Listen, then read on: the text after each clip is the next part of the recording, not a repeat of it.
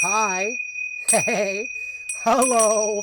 It's Skycatlive. What's up, guys? It's 1:44 p.m. on a Monday on 6/01/26. It's 79 degrees in my house, and it's June 1st. It's officially summer. We got June, July, and August to go, and I'm really excited for summer, guys. Summer's here. All the kids are getting out of school, and it's fucking amazing. It's gonna be a good summer. I think it's the best summer I'm gonna have in a while. I've been walking 5 miles every day. Like today, I just got done walking 5 miles. Let's go pull the exercise ring. Give me just a second here. Okay, so. Oops, sorry. It minimizes all the time. It's so annoying. I wish you would like keep it up so I could see it. Yeah, there. Okay, I walked 5.64 miles today. Sorry, it's like kind of hard to tilt the camera. God damn it, you're fucking annoying. There, I walked my outdoor walk. I walked 5.6 miles today, but the outdoor walk was tracked. Hold on, sorry, it just closes over and over again every 3 seconds. Sorry, it closes over and over again every 3 seconds. I'm terribly sorry. It's a terrible piece of shit software developer. 5.64 miles. Today is 146. Yeah, it's 146. 5.64 miles, 12,000 steps. This is that wonderful time in my 40s when I chose to finally embrace my health rather than try and stab it down with poison knives and poison substances. Look at the smile on my face. Yeah, it's the first time in my life where I didn't try to kill myself with drugs or alcohol or, I don't know, broken hearts or, I don't know, car chases, crazy shit, being a drug dealer, etc. So I look at myself in the OBS here, and I like what I see. I've got a tan skin, doing well along those fronts. Doing better. So today I'm gonna play some video games. I'm gonna drop it off the big face now, and yeah, I've been out in the sun. Got a nice, my house is nice and open. I think I'll actually open another window before I start. I'll be right back. Sorry.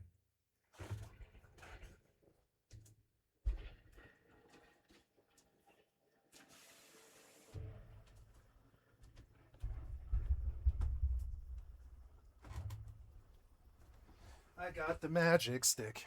Okay, so I am looking for my pen, but I don't see it. I don't know why I don't see my pen. I just saw it here just a minute ago. What happened here? I know this was just right here. What the? All right. What? I just had this. I had it in my hands. I don't know. Where did my pen just go? I had it a minute ago. Oh, there it is. There it is. Okay. Okay, I'm gonna take a hit from the magic stick here.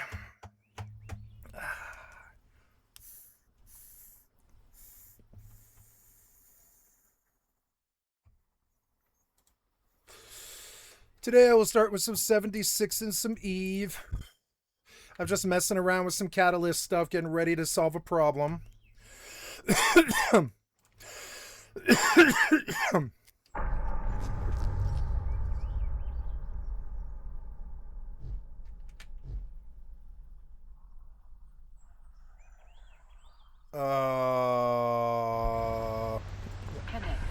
I need to tilt my monitor a little bit more, like that.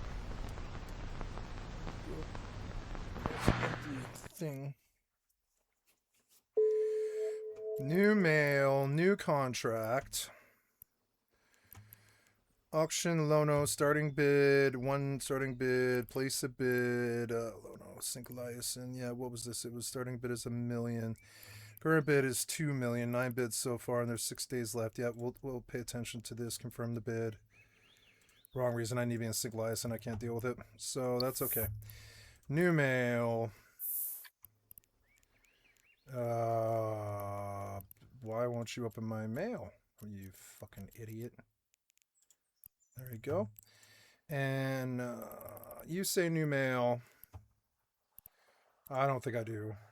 No new mail. Okay, there we go. And going live here. Going to play some Eve Online while we wait for the rest swipe to start. And let's go see what's going on in the world today. Oh, I got to publish my videos. Forgot about this. Just go pull my new recorded vids on G. I'm looking for the last three, right? Last three. Make it bigger. If we pull these, it's make it bigger. It's 12:53:47.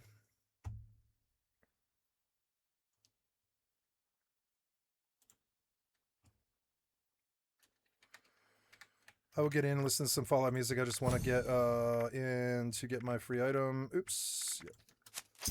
Good, go, play, please. Oh yeah, am I going to high risk? I guess. I don't really need to sit on this character. She's only like, I don't know, level 35 or something like that. My other character will come up right quick. I don't think I need to sit on Fallout 76, actually. I think I will go to Starfield. Yeah, I believe so.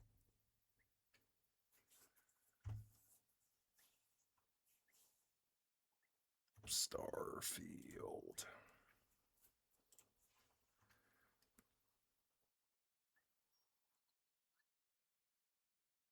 Starfield.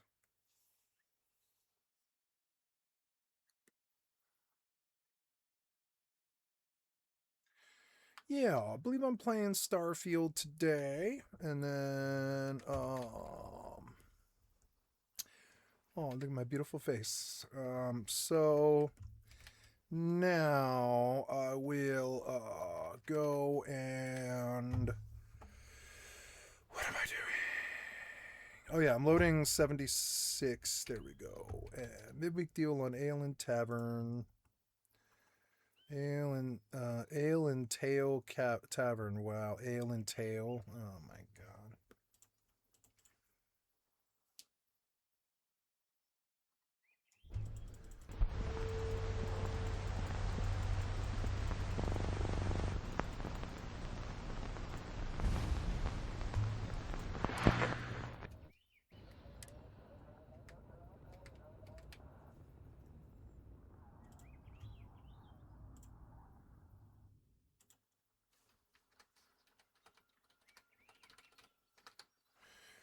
$601.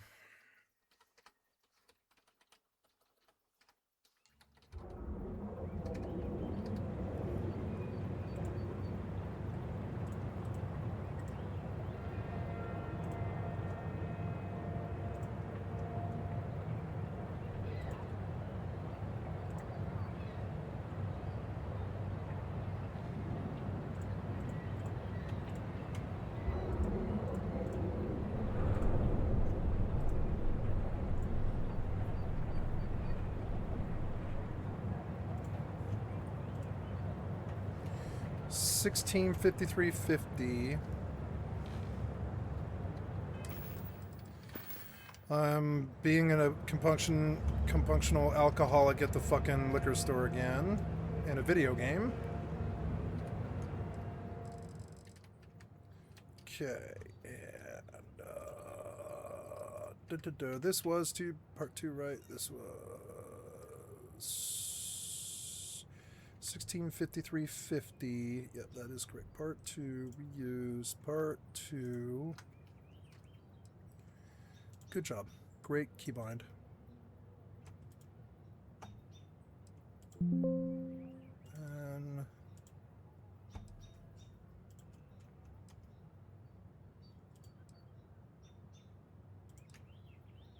oops, no. First. No, that was the 31st. Oops. Yep, the 31st. Yep. Gaming Eve Online on strict. Go. Public, publish, go. Go. Okay, publishing. Last video. Here's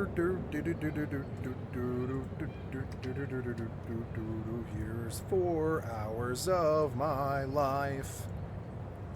Here's 4 hours of my life. Nobody cares.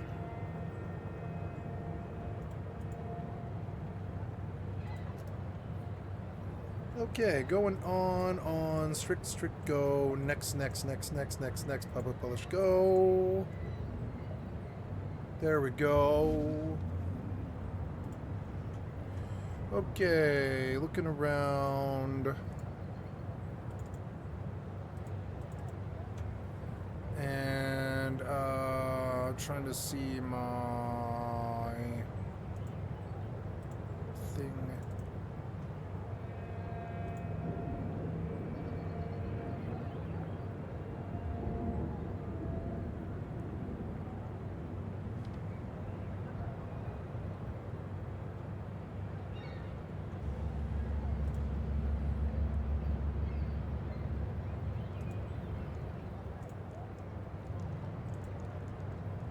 There it is. Right on. Okay.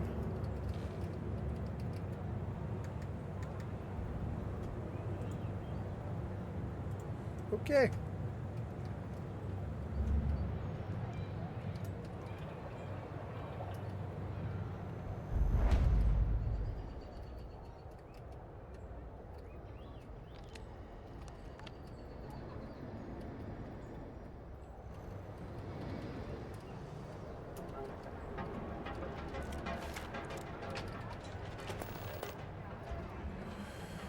I need ammo for my various weapons. I need caseless shell 7.5 and light fuse.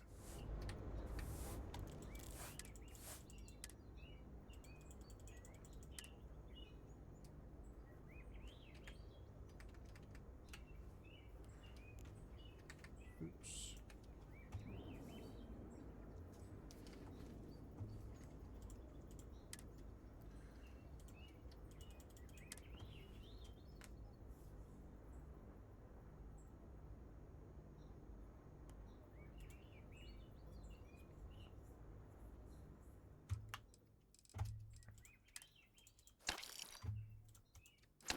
By the time that I got to the fucking vendor screen, I forgot what I was supposed to buy. 777 caseless particle light particle fuse, and then that's everything. That's like everything I could buy. So now I have ammo for the guns that I've got. I mean, they're good guns. I can't afford any more blend before I do work, so gotta get the basics right up off the streets. Attack of the Terran Armada, back to the grind, loose ends, Trackers Alliance. Let's speak with the Trackers Alliance agent.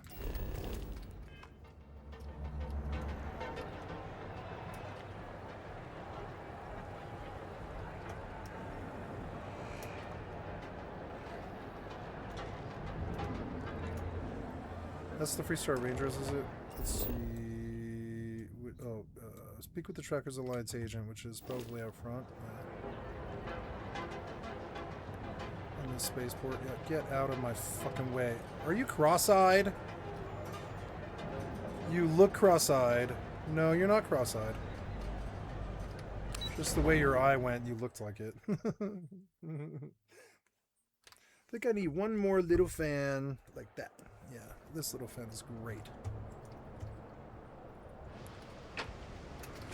Let's go see what's going on in the world today. I'm going to move this over here. Okay. There we go.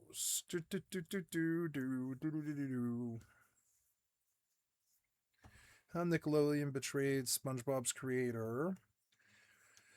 UFC event fell apart. My $1 trillion project is finally out by PewDiePie. Your $1 trillion project.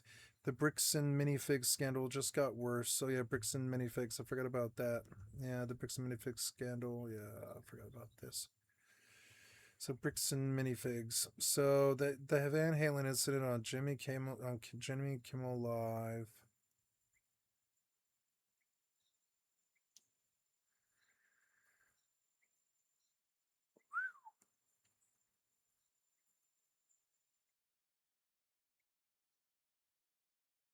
That might be pretty good, that prehistoric North America. His climbing partner cut the rope. He lived. Jesus Christ, why?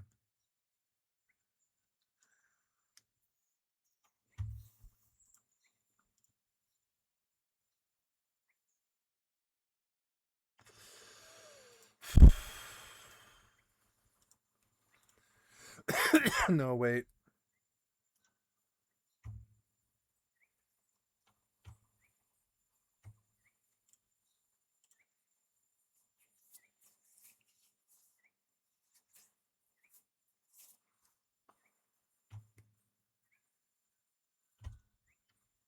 There's been a shooting in Sandy, Oregon.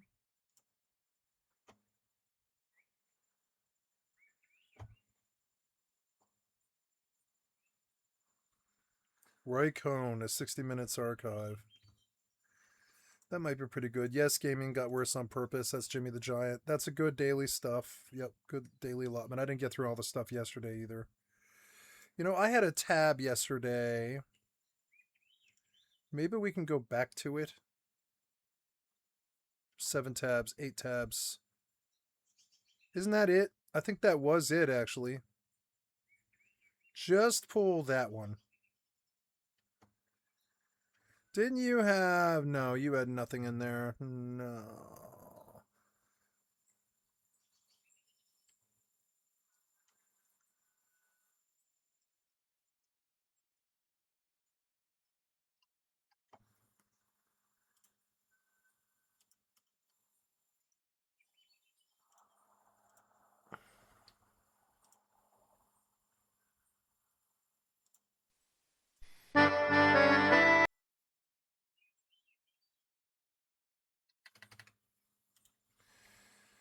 I want to watch a celebrity interview. It's a YouTube video titled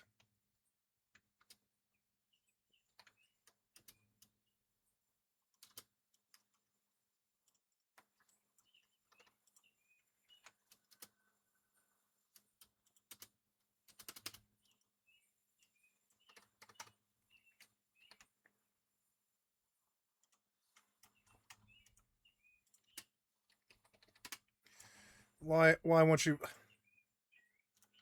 reload, piece of shit, you fucking idiot, piece of shit software cocksucker. You can't even get a search query right. What makes you think you can do AI? You're fucking stupid.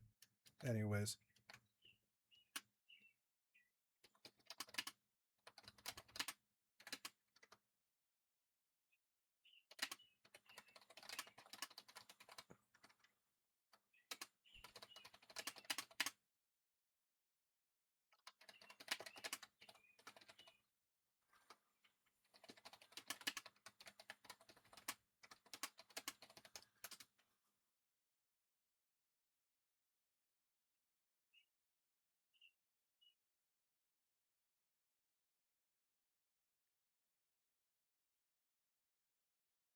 Film rising culturalness, huh?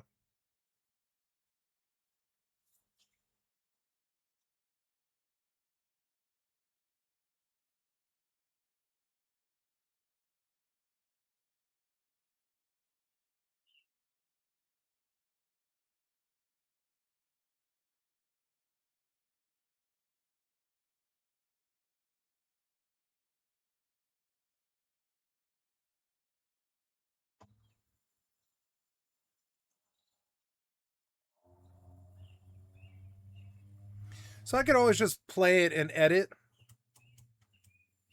If they send me the strike, I'll just... Okay, so that's good to know. Yeah, I didn't think about that, but we can always just edit it out of YouTube. James Baldwin versus William Buckley. So, okay, so this is yesterday's stuff, and I got through this. I went to bed to that. Go back. I want that Orson Welles interview in the list. Never heard that before. The Insane True Story of Andre 3000. That might be really good. And then, here's Starfield content.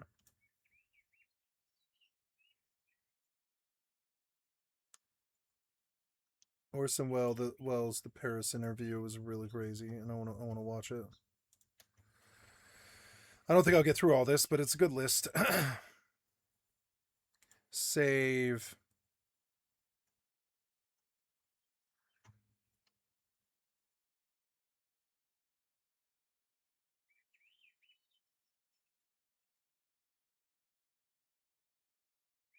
All 4 zones complete, yeah. Which was cool. I got shoot through it. 12, 21, 25. 12, 21, 25. I guess,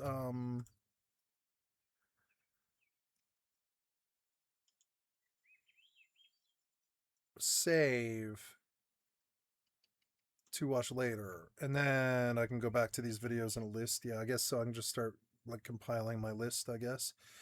So, start over.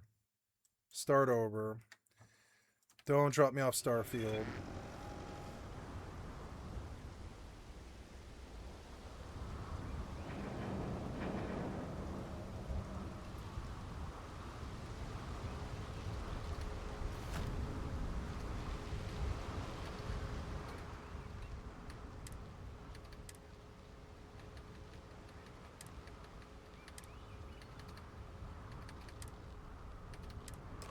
So I'm going to go to the 3 places where I know I can get light quests in the game.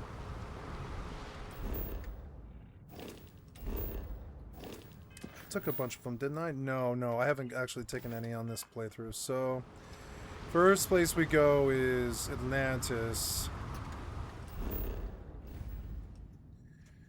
Gonna go get stuff off the board, the town board there. Reminds me of New World, but a single player, kind of. We're going to Jemison. Oh, yep, and then I can log into 76. Ooh, I think I like having 76 running in the background, actually. I don't know why I didn't do this before. Well, because Luna gave me this game like 2 months ago. I've not had it that long. I wouldn't have spent the money, but Luna giving me this game, what did inspire me to play it, yeah. Yeah, let's do the Atomic Shop on 2 characters. I guess I have Alt on 76 now, which is crazy. I will take her to completion on high risk. If they shut me out of the mode, I'll be so sad. But that's alright.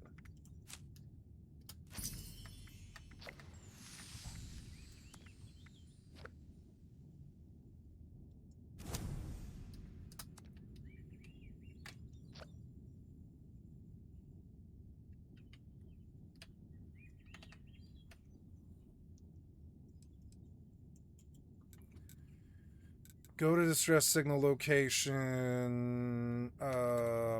New Atlantis, yeah. That's weird. It like took my screenshot and played it on the load screen. That's weird. That's my desktop, but it took the screenshot. It's kind of funny. Well, so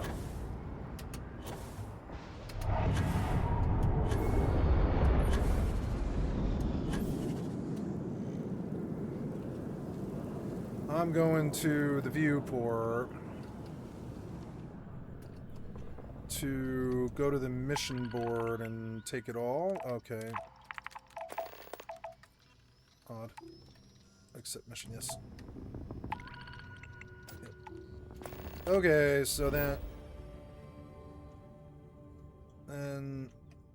Oh, I was like, yeah, music? Yes, music. I'll play this game very slowly. This is the problem with Rust, is I can't keep it running all the time because the wipe just wastes my time. It's good for large clan, I guess, and solo. Okay, we are in. Are you advertising my base? No, and now we are going over here. Oh, I suppose I should get a sleep buff first, actually. Or no, I don't think I can get a sleep buff. Let's find out. I love that you can just travel back to your base. It reminds me of Once Human.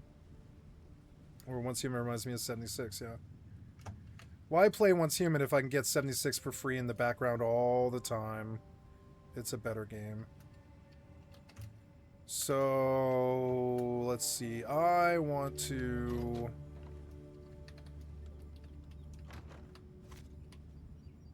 Oops.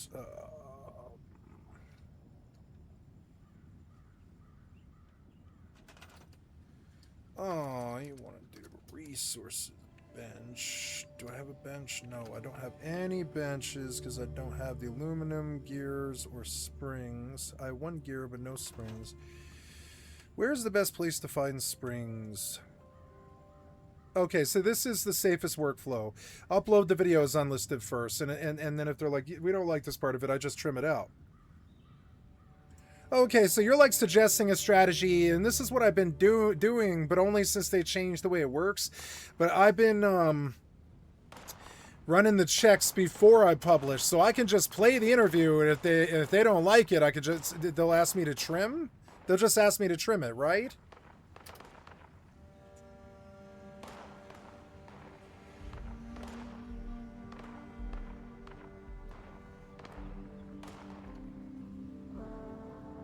Okay.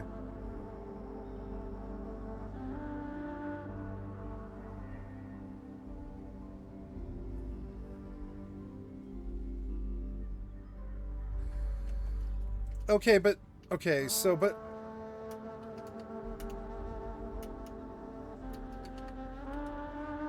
so I talk a lot, but I always listen to what they have to say. I don't interrupt them.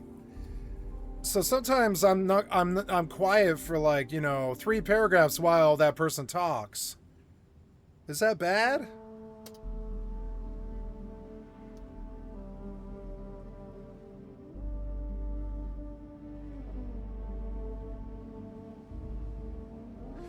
Okay, so what if I don't put the visual of it, only the audio while I play video games? Does that help it any?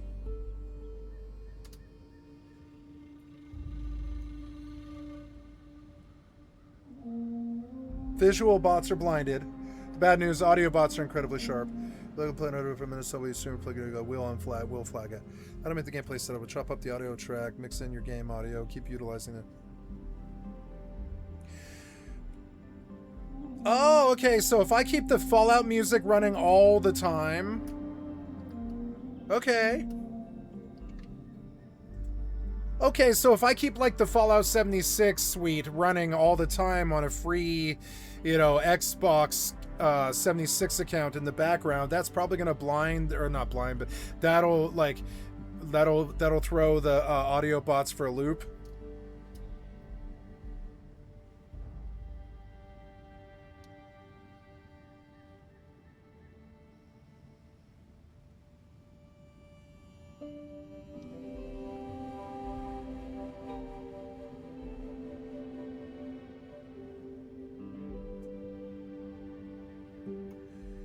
No, I'm talking about the Fallout background suite, not the radio.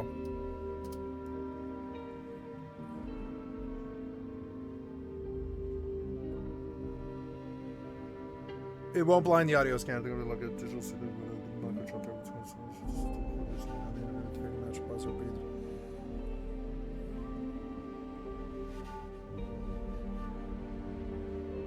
Okay, so if I pause it all the time, I'm okay. Okay, so if I pause it all the time, I'm okay? Question mark?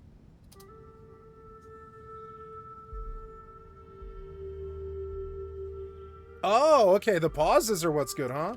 Okay, well, cool, okay. And then they'll tell me if they don't like it, so cool. I will watch stuff that I want to hear.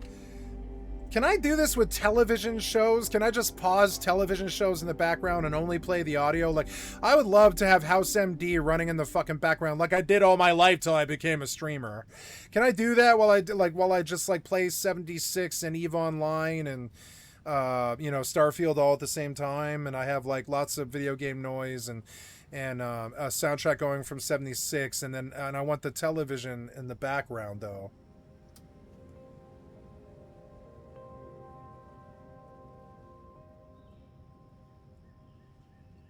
You absolutely do not do this without SMD or any mention to whether we could interview.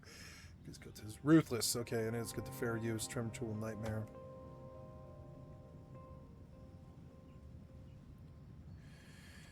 Yeah, so okay, so it'll trim what it doesn't like. Okay, so good to know. Good to know. I love this soundtrack because it's so ambient you don't even hear it half the time. All right, what am I doing? I'm oh yes, so then okay. Okay, so next question. In Fallout 76, where is a good place to get... Oh, what is it? Is it Springs?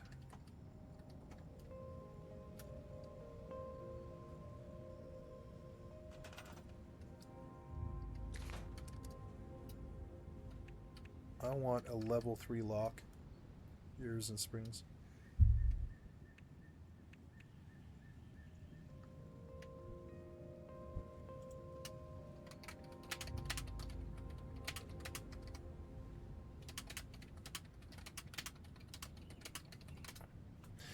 Okay, so next question in Fallout 76. Where is a good place to get Gears of Spring so I can lock my high-risk base? Right on. Okay, you have a destination of Dixie. That's no good. Remove the waypoint. I am going back to a Renmilf, and I'm in Onga. Yes, set destination. I love Eve. It's my favorite game now.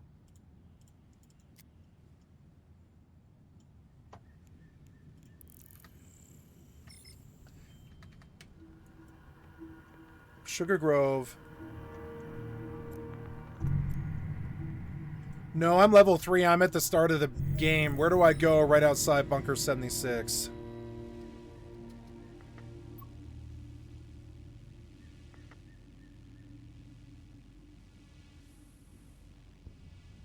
Wixon Homestead.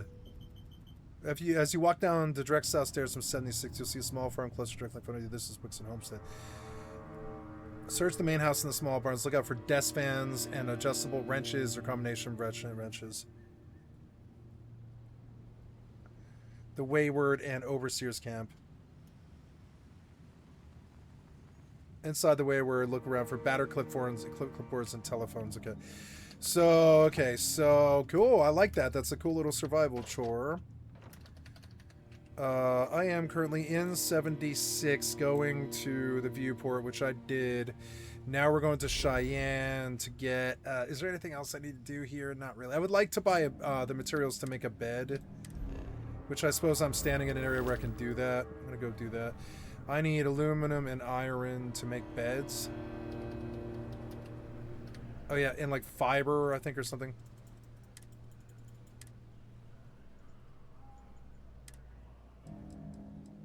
Aluminum, iron, fiber.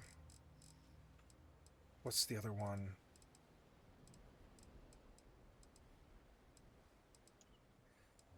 Is it like nickel and sealant? It's sealant, nickel, maybe some lubricant.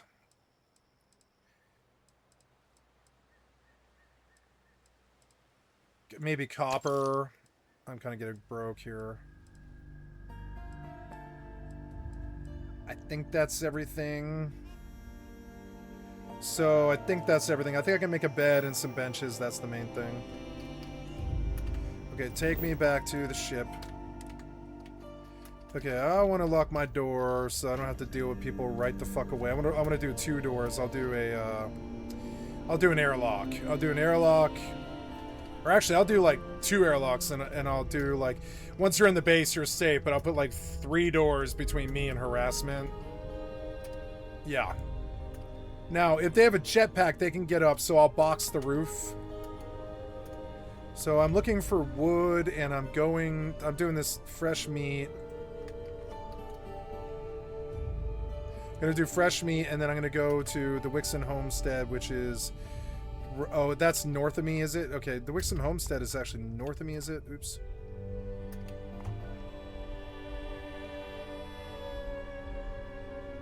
No, the Wixon Homestead is across from this place. The lumber mill. It's that place over there.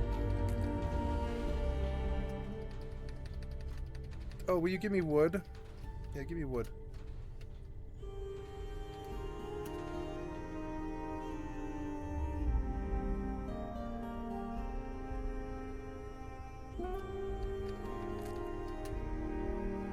That's the Wixon Homestead.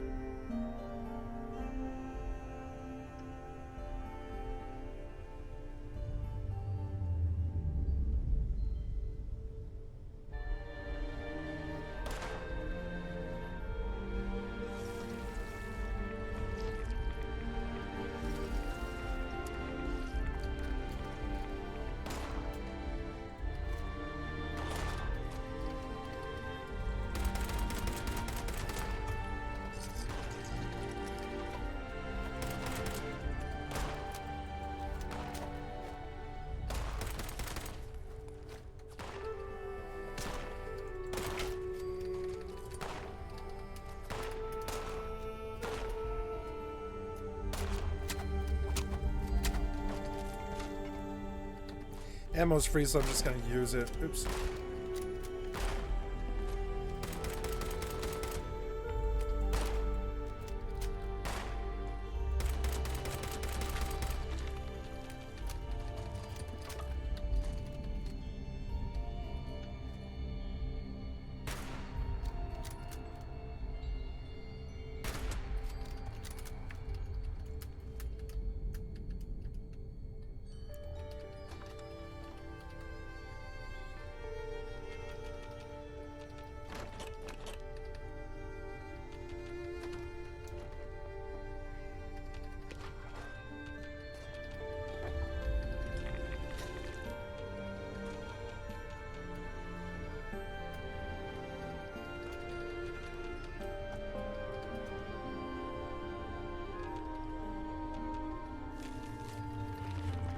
Abby's bunker. There, typewriter and fan. I can break those down, and that'll get me what I need, I think.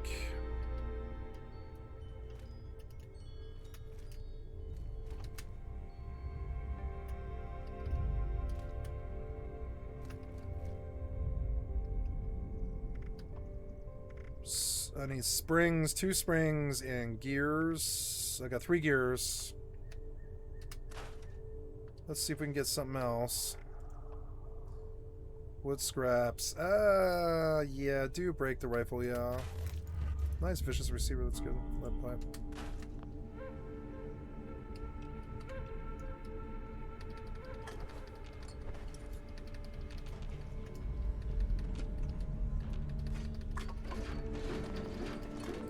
There, that wrench, that's good. That's probably gear. Yep, another gear. No spring, though.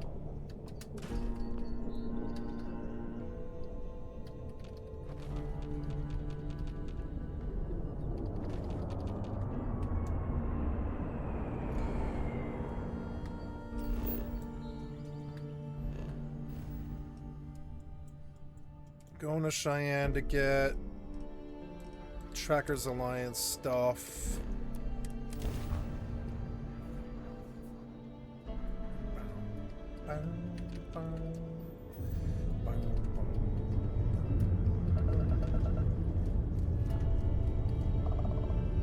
It's playing well for having all these clients in the background. Autopilot engaged.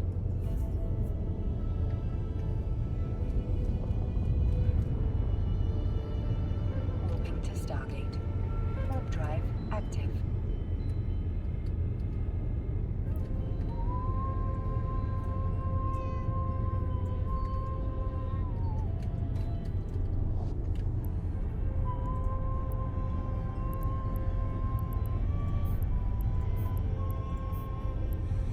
So Warpath Intel, actually I didn't realize, but I've got to make a trip to Jita like right now as soon as I get to Redmall. I need to sell this Warpath Command Intel right now, or before the event ends. So, but I got Plex. Plex is good. All these fed damage boosters, but I got a week to use these. Sort by expiry date. Yeah, we got 2 days to use that state damage booster, Imperial Defense, Mobility booster. This is Warp Speed. Yeah, I mean, that's not a bad one. Might use that one. Both my alt too. My alt needs to do this too. So, let's get on my alts.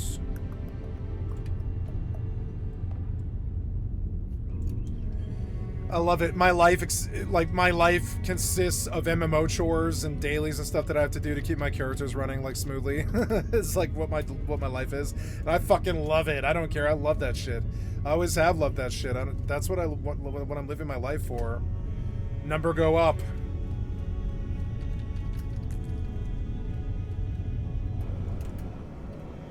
Ooh, is there more stuff here? There is. Autopilot jumping.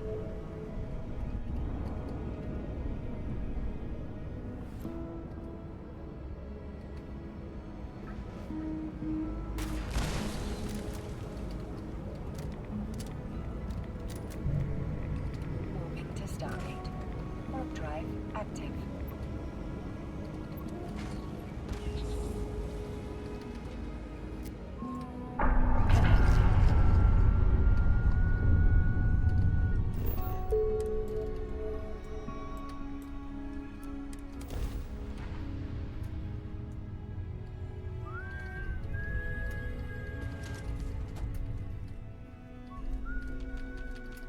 Approaching Stargate.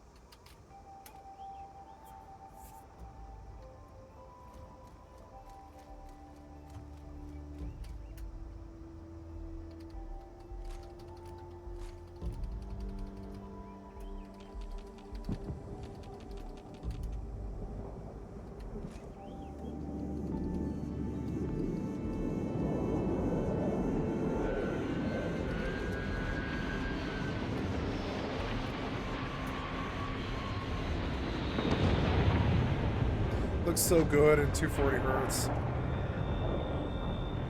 No fucking lag at all. No stutter.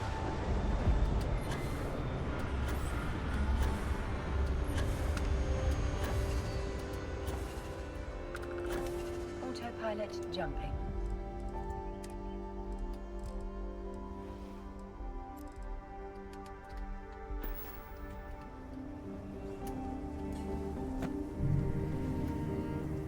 Warping to station. Thought I heard something.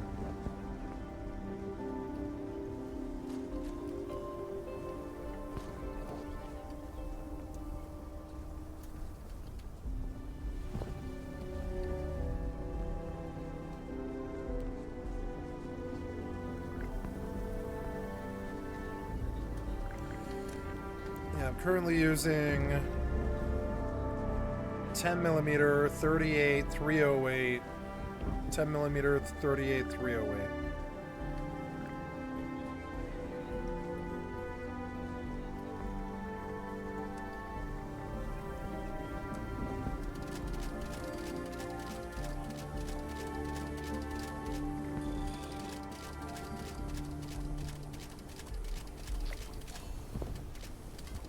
Oh, I got level 4 up that XP just for crafting? Oh, wow, the XP is real. Nice.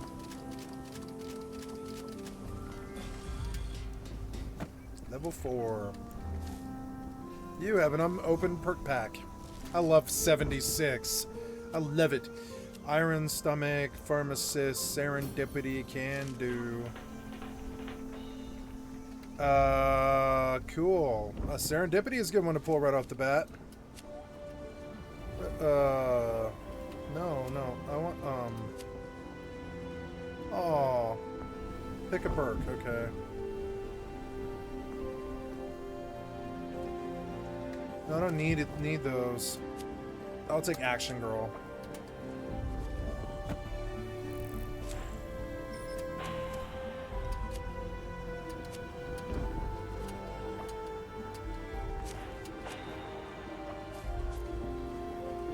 Next level, I want to do Serendipity, but oh, that's level 5. Okay, so oh, I've not put any points in, huh? Iron Stomach, Action Girl is a good one to start with, and then oops.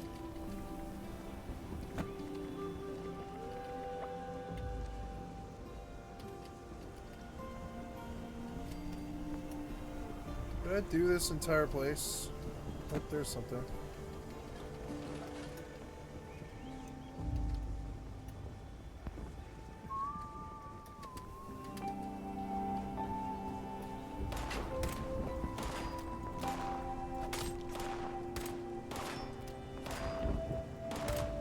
So used to air bullet drop.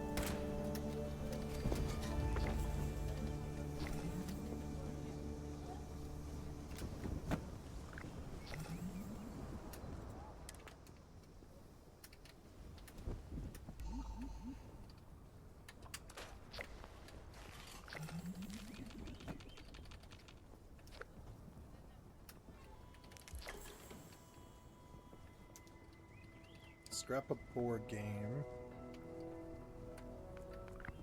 Oops.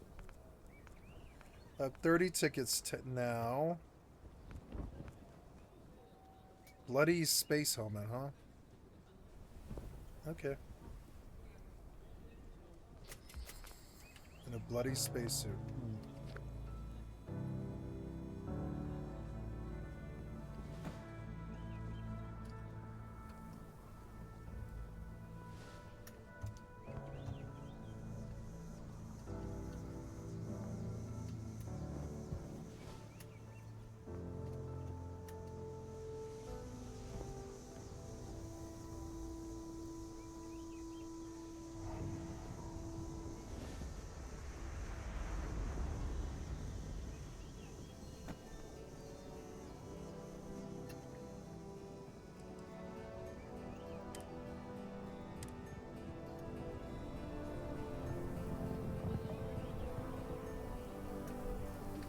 This game has like a Groundhog Day thing where you can like repeat it, just repeat it over and over again. Oh good, another wrench, that's good to find, and all that stuff, yeah. Thought I got it all, but no, coming in from a different angle was a little different. Okay, I think I can lock my door now with a level 3, and it'll be like 40 levels before they have that kind of lock picking. So I'm like completely safe to low level people. Which is cool. I can like park the base wherever the fuck I want. Put 4 locks or whatever. So that by the time they pick all 4, I'm like there killing them. I warp back and I kill them.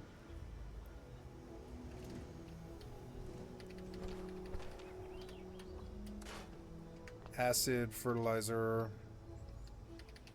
Bag of fertilizer, bag of fertilizer. There was stuff I missed here, I guess. Kind of hard to see. There's a wrench.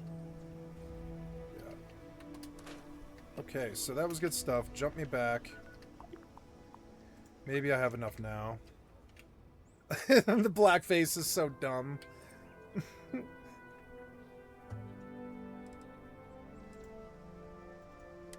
I don't know, you.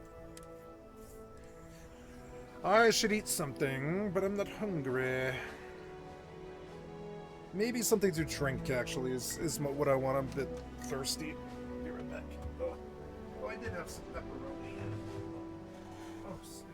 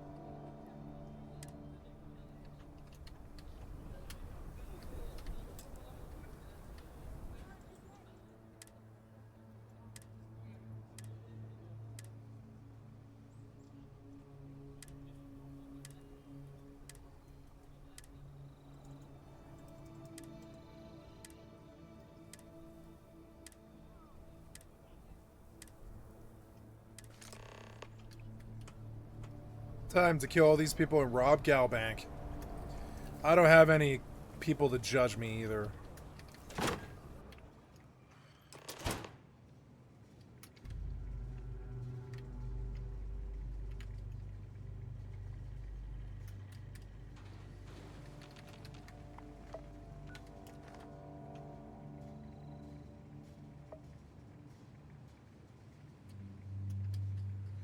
My house kind of blends in with the background. It's kind of cool.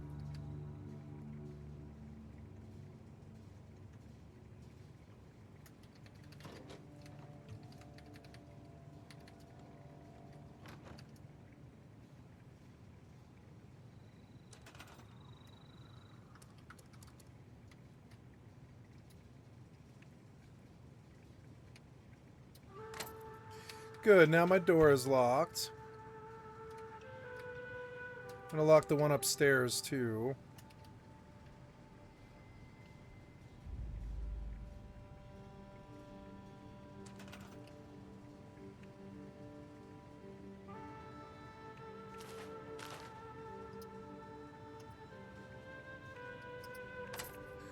There we go. Now we're safe in here.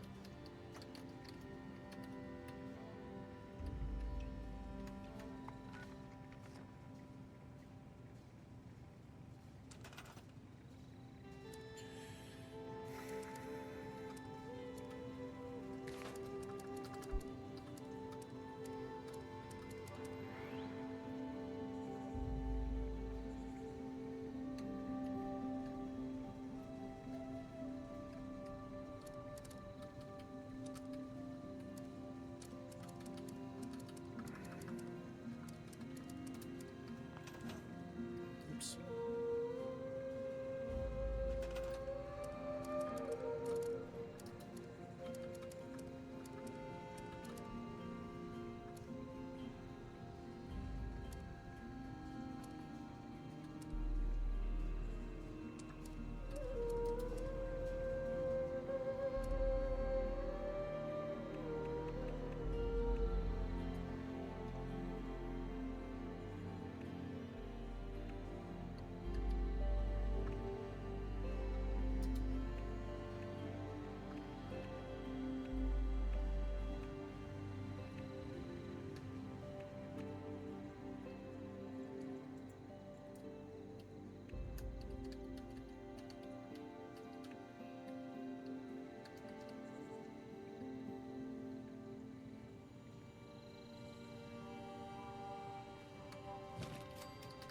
Just out of curiosity, can I shoot through that?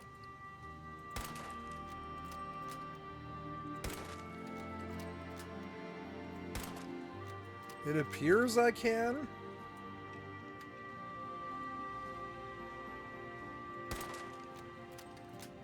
Can't see proof of the bullet hitting the tree, I don't know.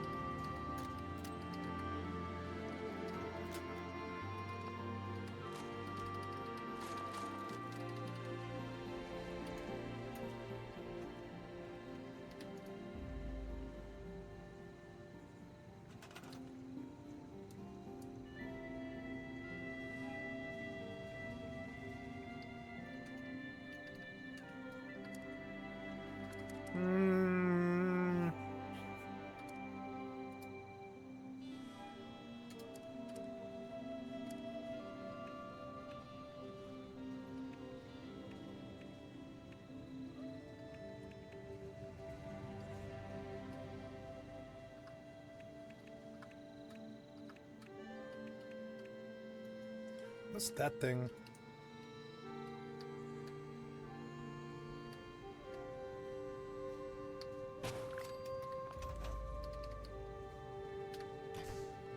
Oh, it is a stash. Oh, okay, okay.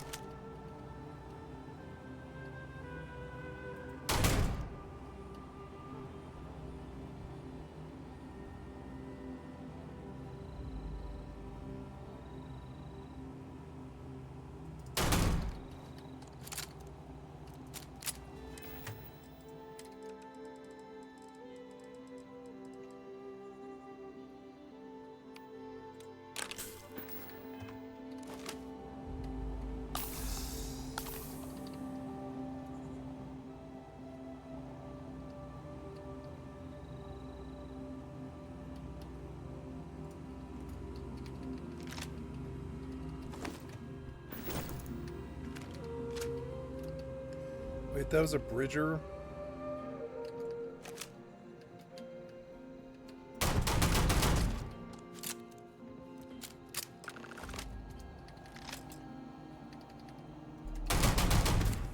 Wait, what? Oh, come on.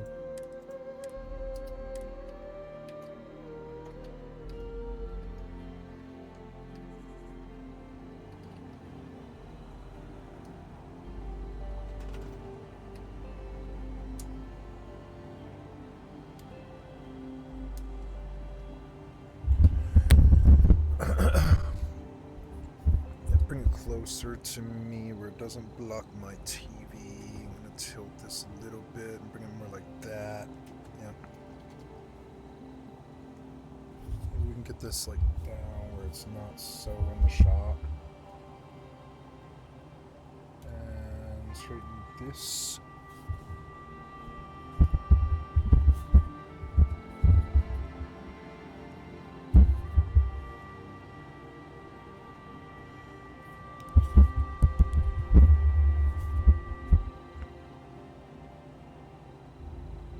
Check, check, check, check, check, check, check. Yeah, it's good sound quality, I think. Better. Push it back like a little more. Yeah, like that. Yeah, like that's pretty good. It's kind of unobtrusive in the shot.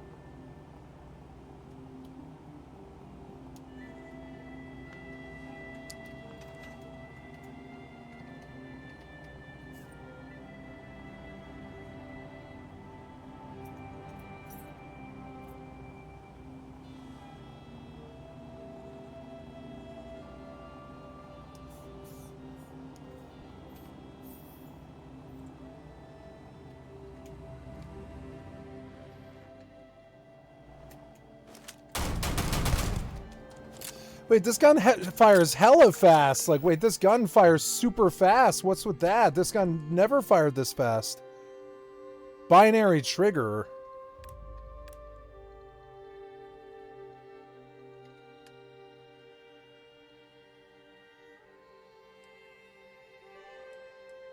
Binary trigger.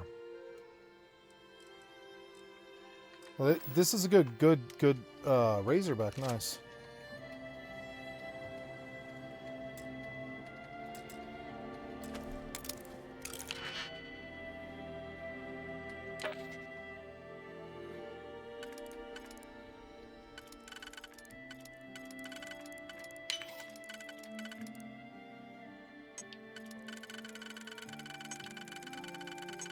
Isn't it?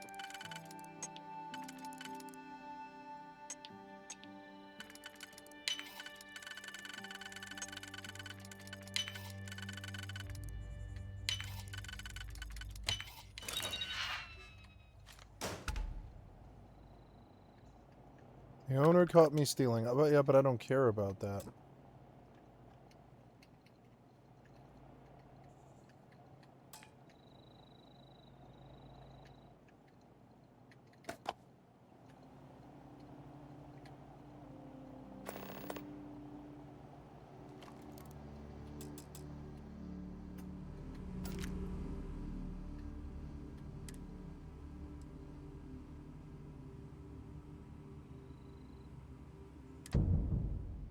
Don't worry, I'll go quietly.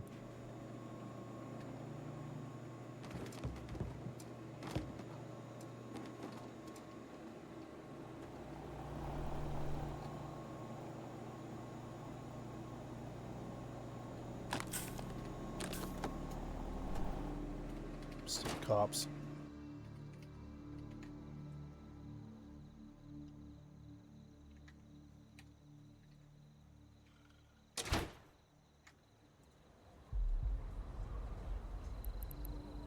Okay, gotta go back to Jita.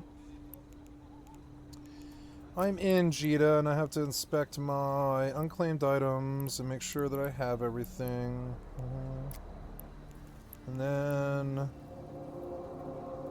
Campaign ends in 12 hours, so I better sell my campaign stuff now. Ooh, Warpath operational intel, 200 million worth. Not bad. That makes up for that Mackinac loss like a few weeks ago.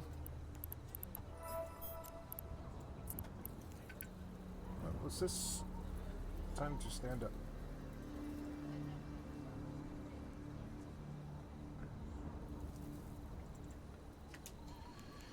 This was a Buzzer versus Red Force skin. Historic Capsuleer Day apparel crate.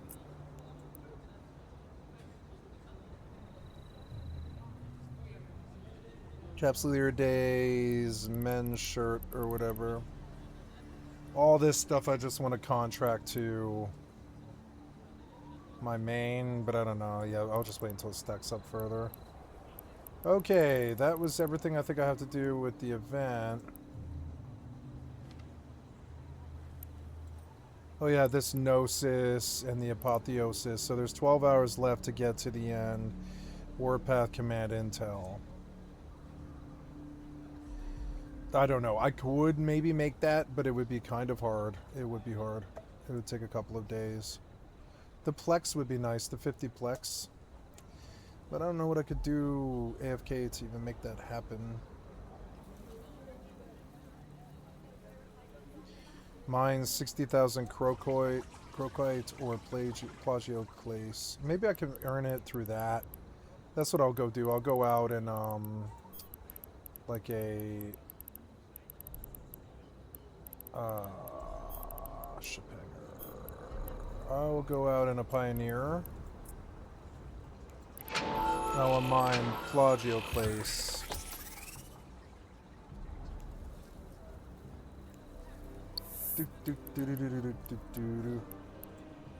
Okay, I want to go out and mine plagioclase. It's probably the thing I can do there where I won't be harassed. Looking for a Pioneer fit Spinier. An ore mining fit. Fit ship.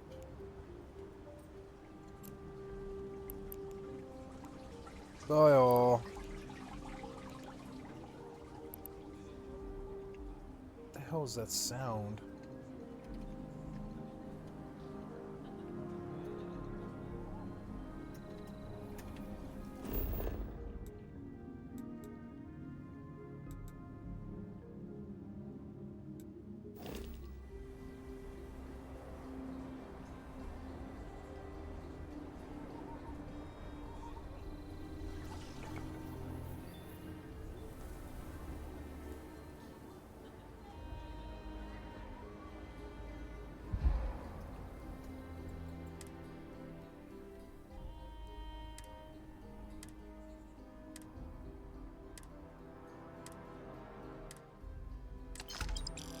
Ooh, he gave me 10,000 credits. That's good.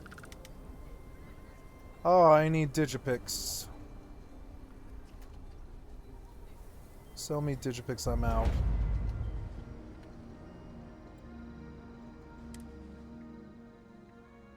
Okay, I want to put down a bench. Ooh, that's not what I wanted to do, but oh well. Resources, crafting. Here's a weapons workbench. Oh, maybe I can make a smaller one, yeah.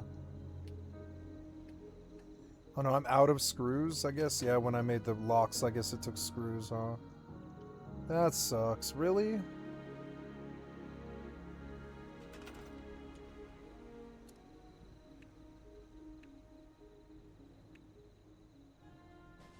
Springs and screws. Okay. Well, let's go back out again. At least my doors are locked. I feel a lot safer now.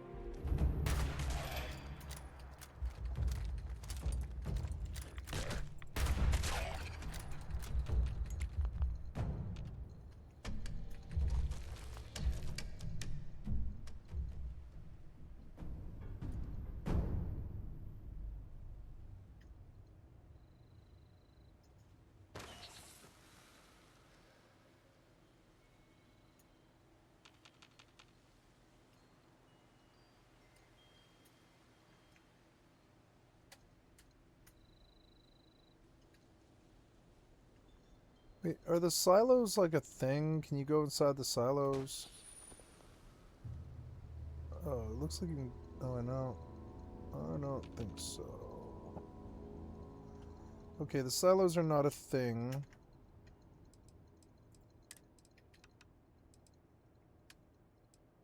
Oh no, I came here for Digipix. Yeah.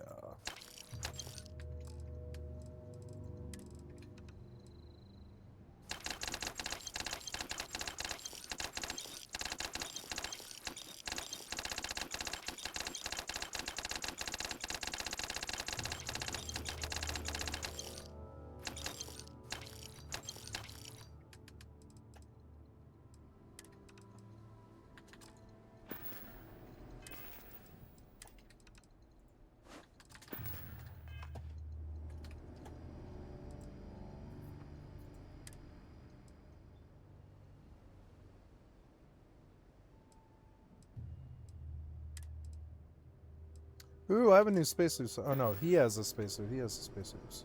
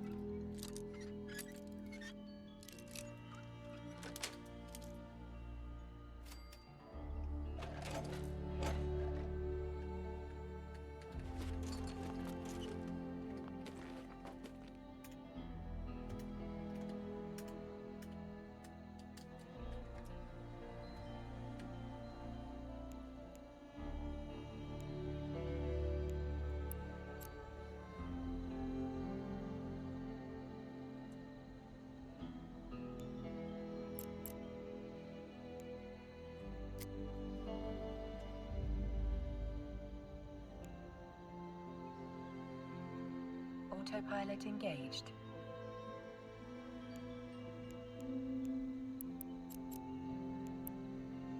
Warping to Stargate. Warp drive active.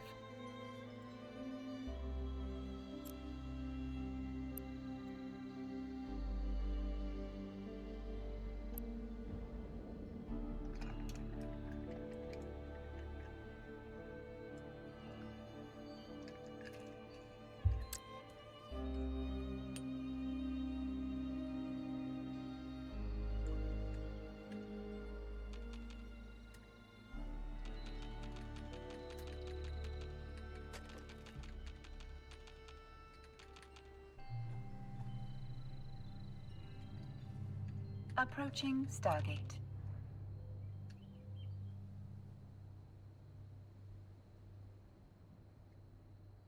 There's a math equation in the bottom of this doghouse.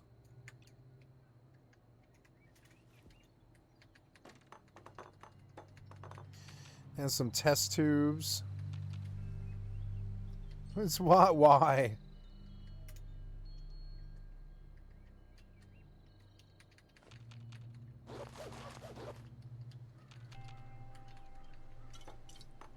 Autopilot jumping.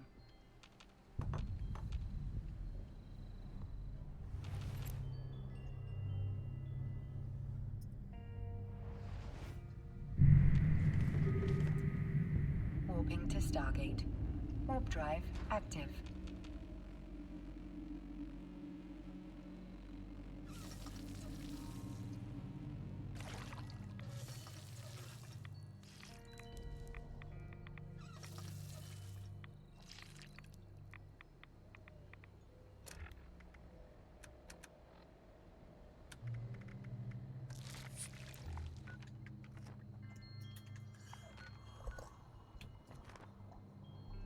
Approaching Stargate.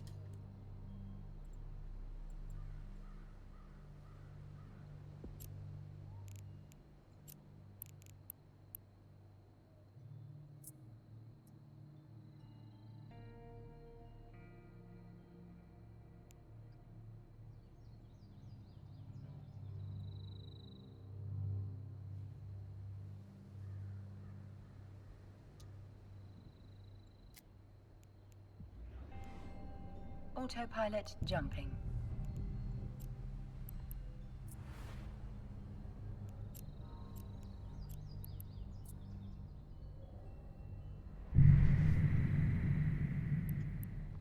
Warping to Stargate. Warp drive active.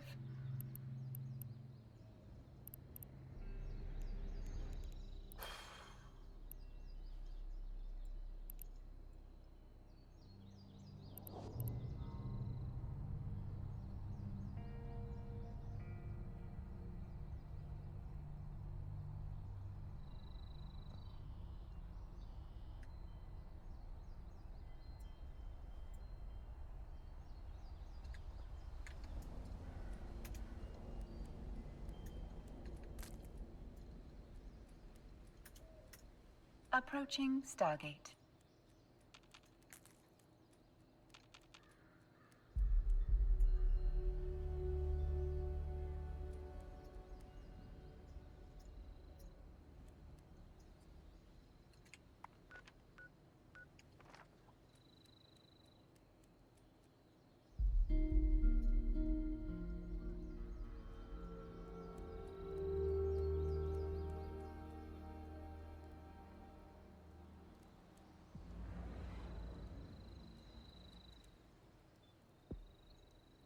Autopilot jumping.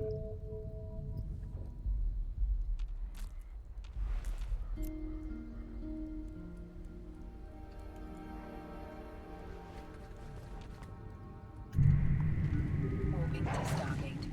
Warp drive active.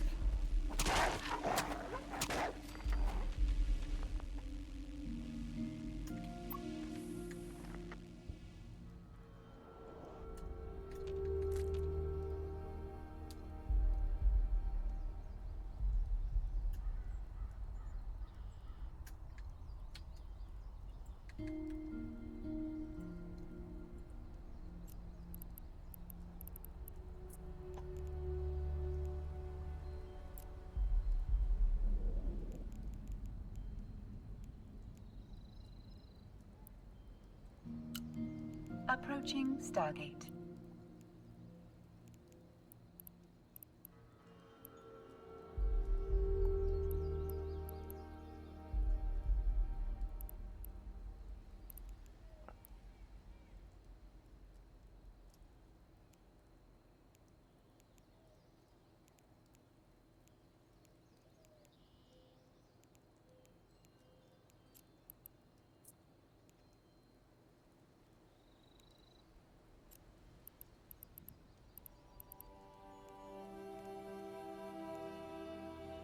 Autopilot jumping.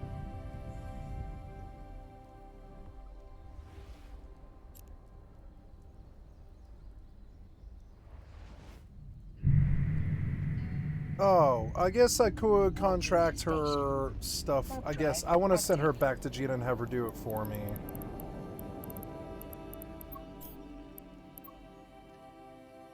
No, wait, no. I better just go to Gita. Safer means Alldayerrydaybaby. Are you serious?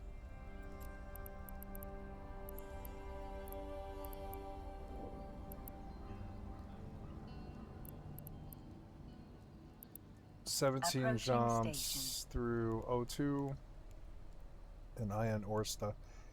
I don't know. I guess so. If you kill this clone, you kill this clone, I guess. It's not an expensive clone. Standard. These are 4-pointers, so this is like 100 mil in the clone. I could maybe make it there and back, but I kind of need to go to Gita. I gotta say, will that make it possible to make this? Nope. Waypoint reached.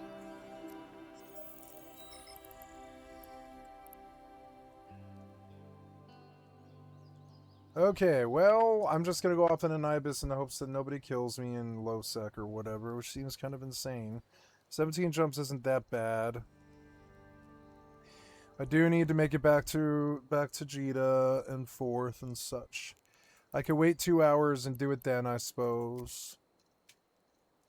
But no, or I could detonate, or I could find a jump clone nearby and jump into a dead clone and detonate.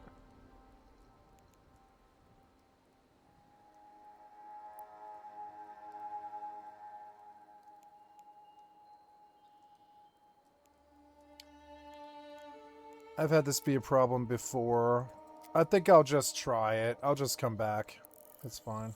30 jumps isn't that bad. And I don't think this route is dangerous.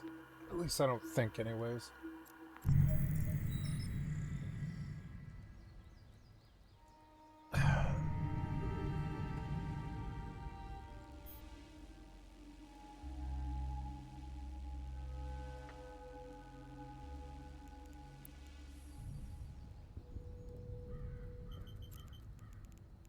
Odd, it's as if the UI speech is not running.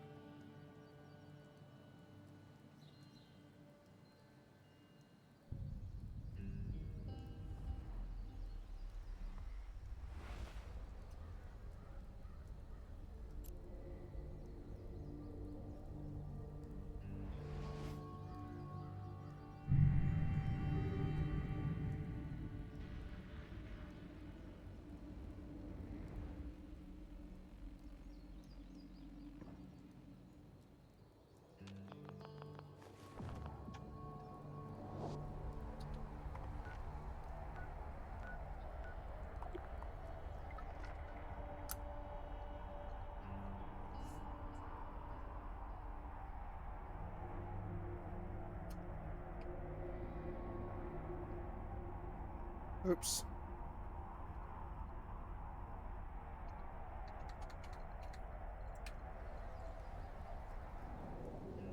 Modern SpongeBob sucks. The stories lack meaning. Every character has been flattened into a single exaggerated personality trait. The animation itself looks way too Isn't that how it always was, though?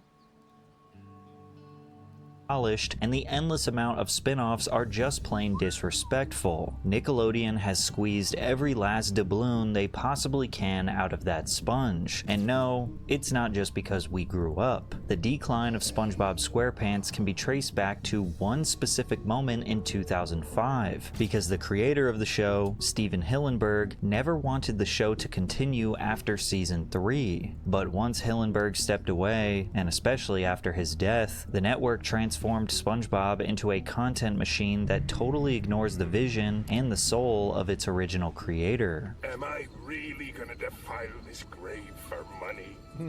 Of course I am! The story of SpongeBob isn't about the animation, it's about the animator, because like most creations, the humans behind them are often what make them so special. The greatest Nickelodeon show of all time wasn't created by some animation expert or a corporate product design team. He was a marine biologist who liked to create weird little sea creatures in his free time. Steven Hillenburg wasn't a big dreamer.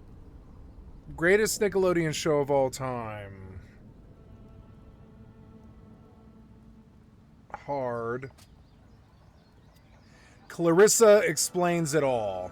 He didn't have Hollywood aspirations. He was very grounded and rooted in reality, which is why he never thought that being an artist was a real career path. Lucky for him, he was also extremely interested in marine science. His practical life plan was that he could get a job in his field and maybe get to express his inner artist here and there. I was minoring in art, and I had teachers in the art department saying, "What are you doing? Why aren't you in the art school?" I guess I thought, well, I do this, I like marine biology and science, and I'm an artist, so I'll end up making exhibits or working at a museum or something. I just immediately put the two together. Yeah. What were you painting? Were you painting sort of realistic, classical realism of fish?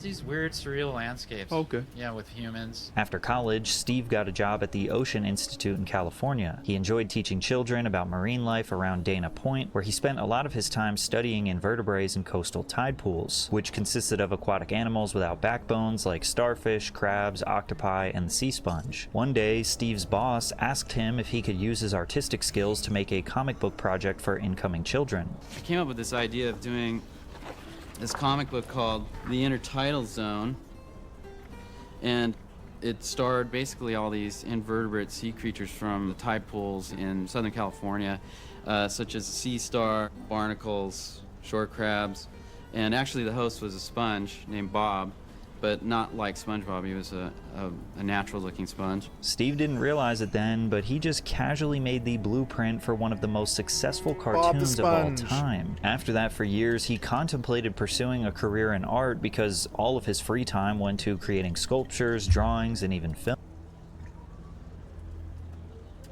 But he still loved marine science and the consistent, reliable paycheck that came with his job. But then in the early 90s, his work got recognized by Nickelodeon showrunner Joe Murray, who gave Steven a job as an animation director for Rocko's Modern Life at the network. While Rocko's Modern Life was also better than SpongeBob. Rocko's Modern Life. Rocko's Modern Life. And literally, they had the Go-Go's. Was it? No, not the Go-Go's. It was the B-52s. They had the B-52. The lady from the B-52s. She did the intro to Rocko's Modern Life, and that was an amazing television show. Nick, one of his co-animators, read the Intertidal Zone comic he made 5 years earlier and convinced Steve to try to build his own show from it. And then Martin was looking at the Intertidal comic that I had, and he said, "What, are you crazy? This is your show right here." Steve developed early concepts, starting with the main character, Sponge Boy. Steve loved how resilient sea sponges are. They've done studies where people put them in a blender, only for the sea sponge to return to its natural form and stay alive. He could use Sponge Boy as a flexible character that could morph into crazy shapes.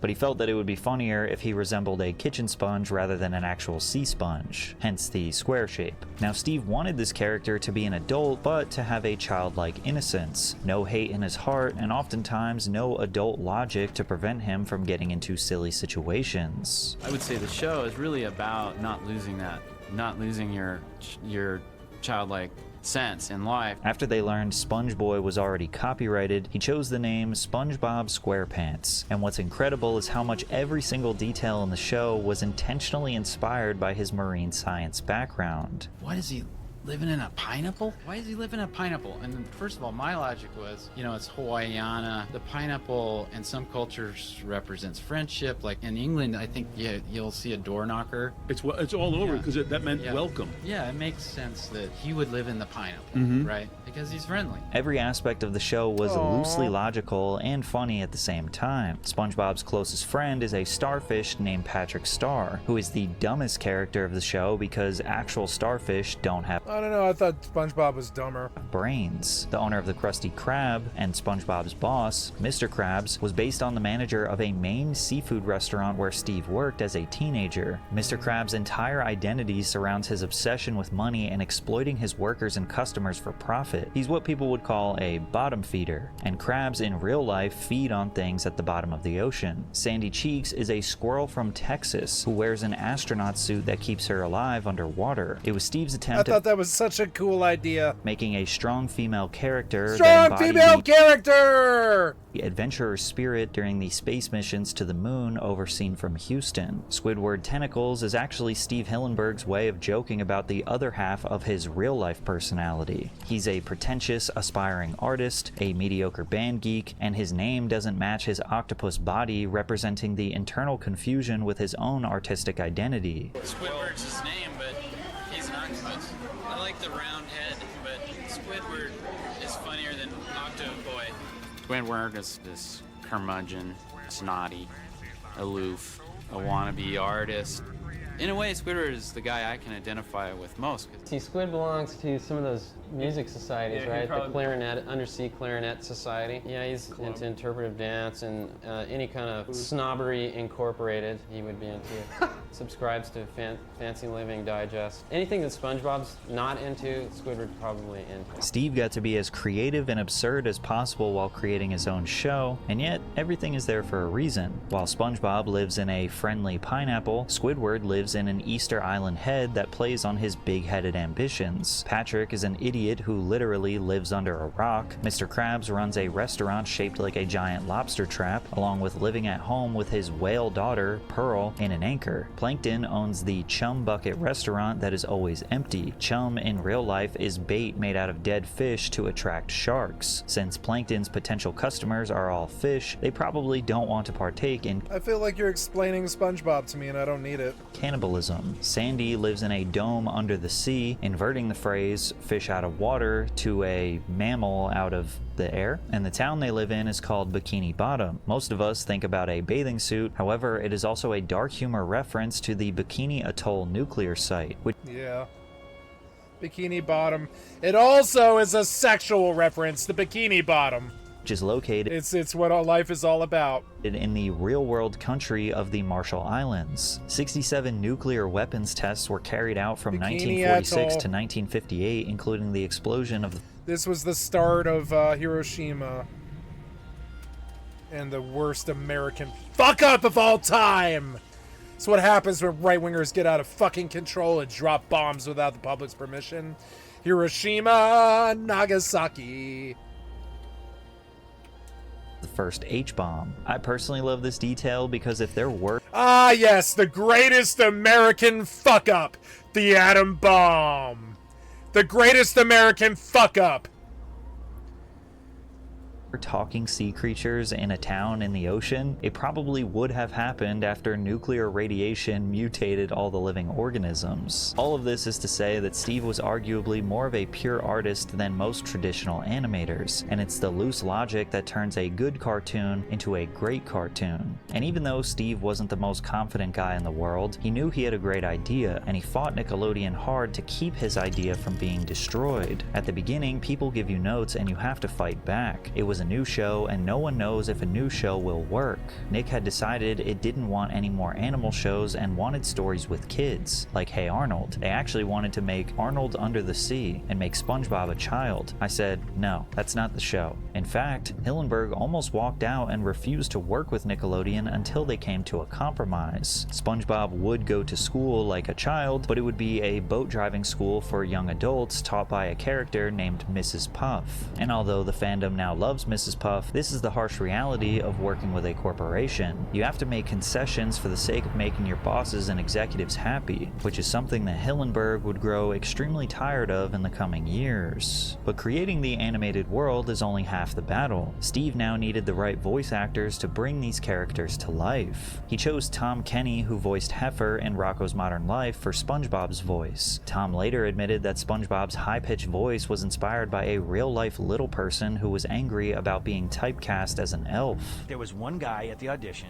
he was, in a different part of the corridor, and he was hanging with a couple of his buds, and just the most bitter, ticked-off little person in an elf outfit you've ever seen. So this is the only, if it wasn't for the Christmas shit, I wouldn't f***ing work. This is the only time of the year that I f***ing work. It pisses me off. It's like, I'm glad to have it, knock on wood, but mother...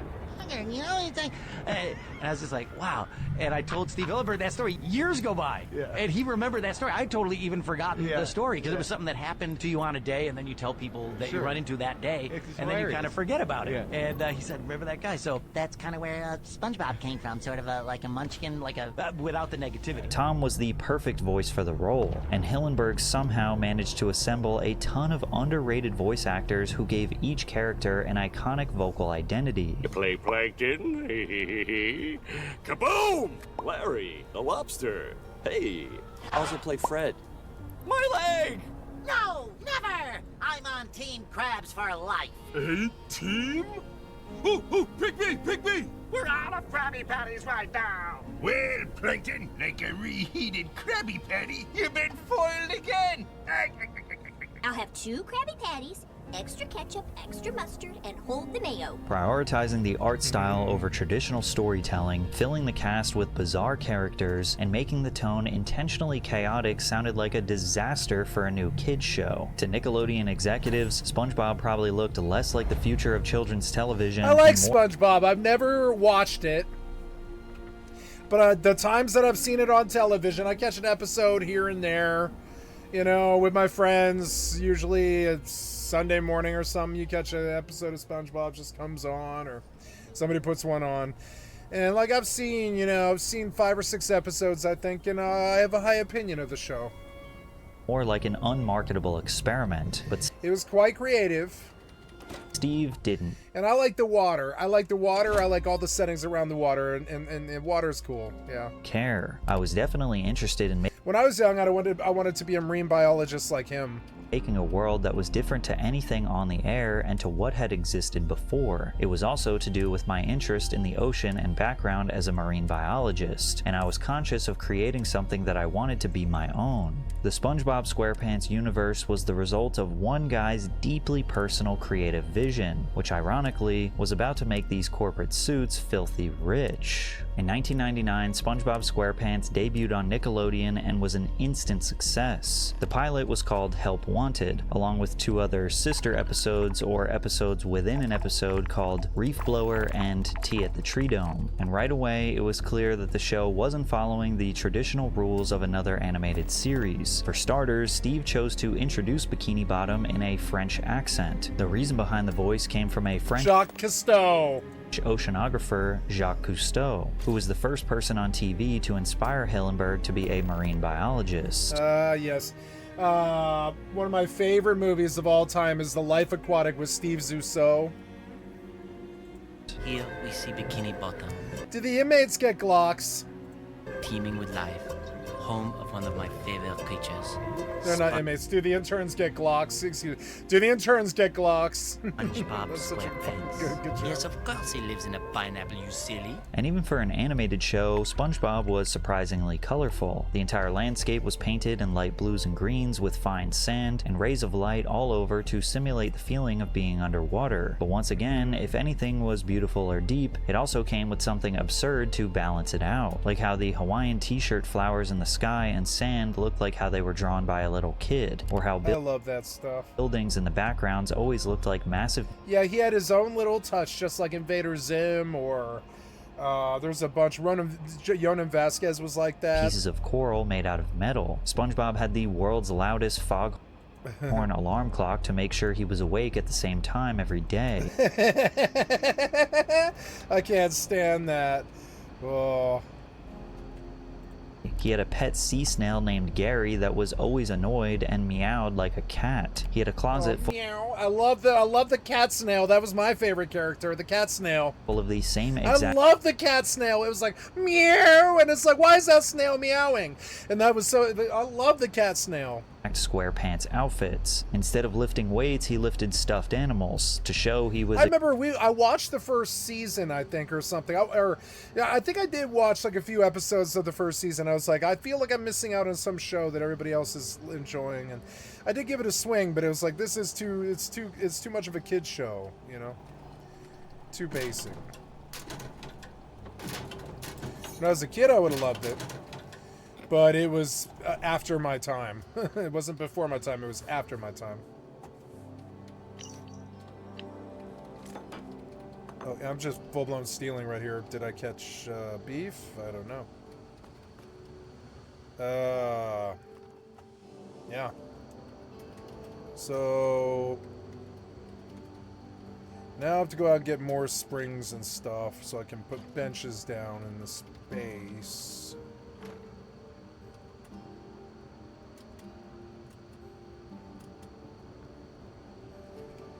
We're going to make our way to the Wayward now.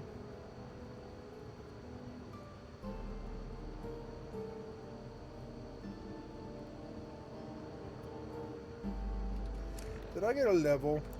No. Yeah, yeah.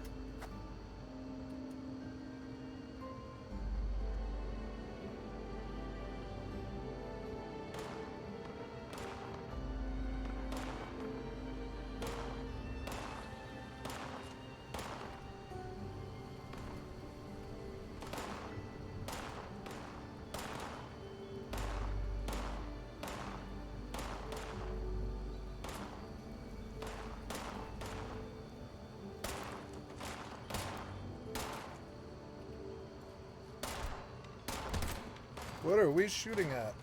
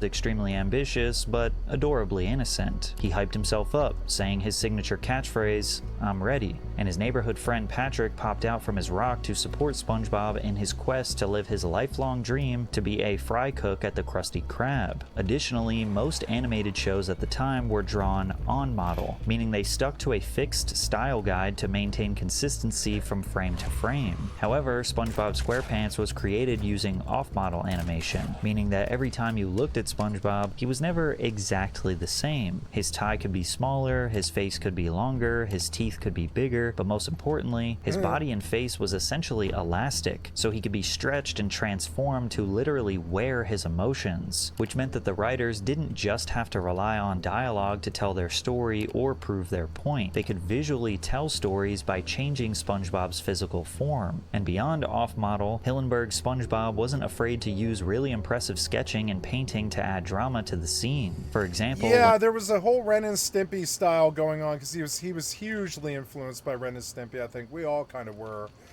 Ren and Stimpy, that guy John Kay, he was a complete pederast shithead. But we didn't know for 30 years until we found out he had a 15-year-old wife or whatever. It's disgusting. Like Woody Allen.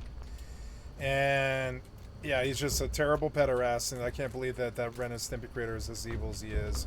And so I never want to watch the show again because now I know why. And he was into like disgusting bodily functions and stuff. He would sing about it. He would sing about farts and stuff like this. He would show Ren shaving and like throwing the fucking like foam with the hair on it on the floor and shit like this. He had a bodily discomfort thing going on. So sometimes the faces were really expressive like this. Like this is a Ren and Stimpy style where you could see every goddamn blood vein or whatever. Really impressive sketching and painting to add drama to the scene. For example, when SpongeBob and Patrick meet Sandy in Tea in the Tree Dome, SpongeBob spends his first time in open air. Patrick makes SpongeBob believe that all he has to do is be fancy, telling him to keep his pinky up no matter what, but soon SpongeBob starts to slowly die in the tree dome, and Patrick stupidly tells SpongeBob to ignore water and keep his pinky raised. When they zoom in on his drying face, the details look closer to fine art. There it is. Rather than a cartoon. Of course, none of these techniques on their own were technically new, but SpongeBob SquarePants had put them together in a way that redefined modern animation. The highly detailed close-ups made for often uncomfortable and sometimes gross. It's funny, this guy only talks about stuff that happened before him. So I'm sure somebody who's older, who came up in the 80s, is going to tell me about some cartoon that started all of this. And I'm sure, how about Felix the Cat? Felix the Cat. Situations, but to take it, or the Brave Toaster. There's a lot of old 70s and 80s cartoon artists that were like the foundations that these guys stood on. They were there even before the Ren and Stimpy guy. So yeah, like Ralph Bakshi was probably the original. It even further than Ralph Bakshi was a very interesting guy. He would openly depict heroin use and like weed use and gang violence and rape and stuff like this because he just wanted to show. He thought that cartoons were a beautiful, and I still do too as well. I view this as well. I'm sure the Japanese do too. Like, cartoons are a beautiful way to escape reality where you can put wherever the fuck you want in the cartoon. You can put whatever you want. You can take total reality trips.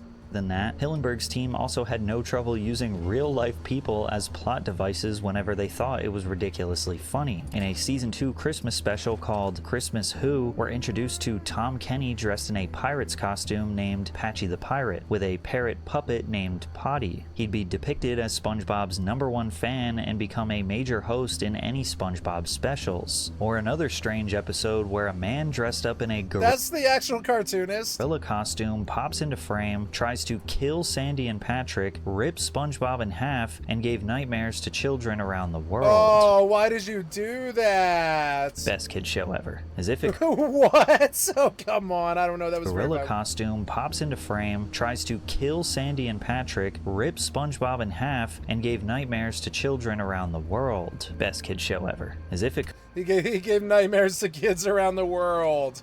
Let's go Google that. That time an ape ripped SpongeBob in half. Oh my god, this is a thing. I've never seen this episode. I had an accident. SpongeBob, terrified of the outside world, is forced to confront a crazed gorilla that has beaten up Sandy and Patrick. In a bizarre twist, the gorilla grabs SpongeBob and literally rips him in half.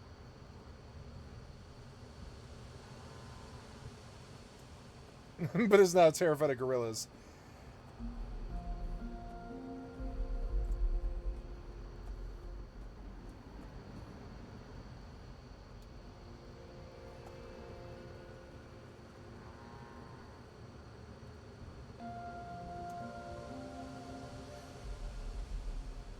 This is crazy. Like, no, it's not a big thing actually, but it's funny. Couldn't get any better. The stories and character dynamics were damn near perfect. That's one of these things about these cartoonists. I think they take this job so they can scare children with their weird imagery. I feel that way about Invader Zim. I feel that way about SpongeBob, Ren and Stimpy, Cat Dog, Oreo Monsters. I think Rugrats was kind of like this in some ways. No, Rugrats wasn't really scary, but it was sort of a weird animation art style. There was a little watercolory and a little interesting. It's kind of weird. I just think that, you know, they had a lot of them had agendas. Like, I think a lot of these cartoon guys had agendas. They wanted to bring things to kids, like body discomfort stuff. Like Ren and Stimpy had tons of disgusting. There was a couple of Ren and Stimpy episodes that did damn near make me vomit when I was a kid, because you just imagine what you're seeing and you're like, oh, gross, you know.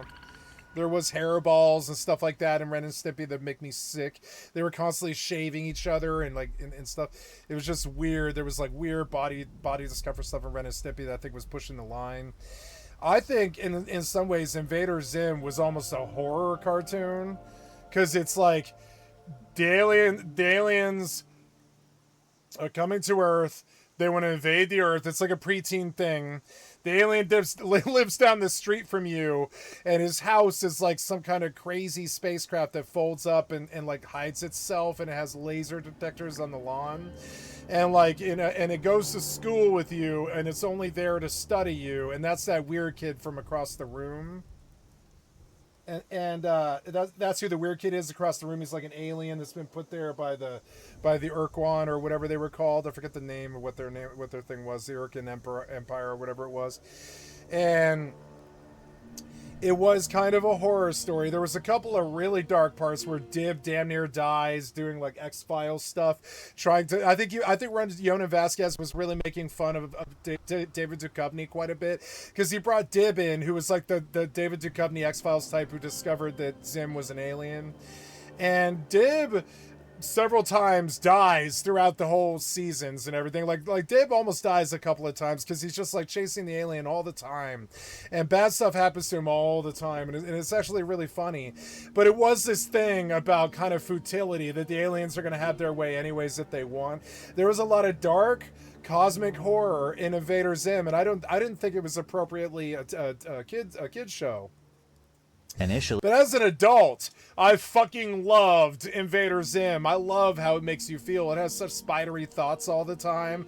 Like down the street, there's such a paranoid, schizophrenic element to Invader Zim, where it's like down the street are the aliens that have taken over your government, and they're living in your school, and they're like a pet dog, so they blend in, and they have like robots that serve them and stuff, and it's all this weird paranoia about like what might be happening in the real world. Essentially, what happens when a paranoiac's imagination goes completely crazy, and that's what Invader Zim was.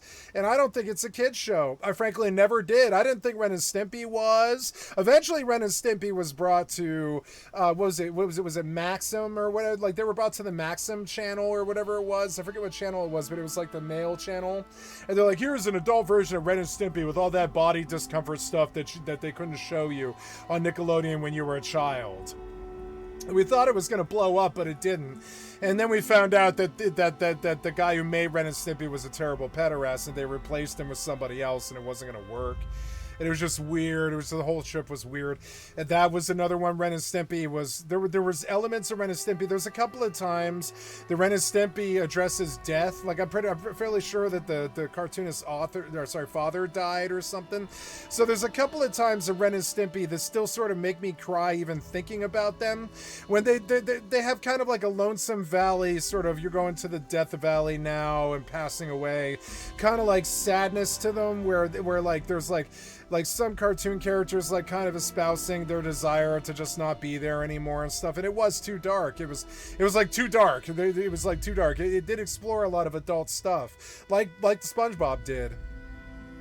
but it wasn't innocent like SpongeBob, and neither was Invader Zim. There was a lot of cartoon shows that I really felt did not belong on Nickelodeon. They should have been on MTV.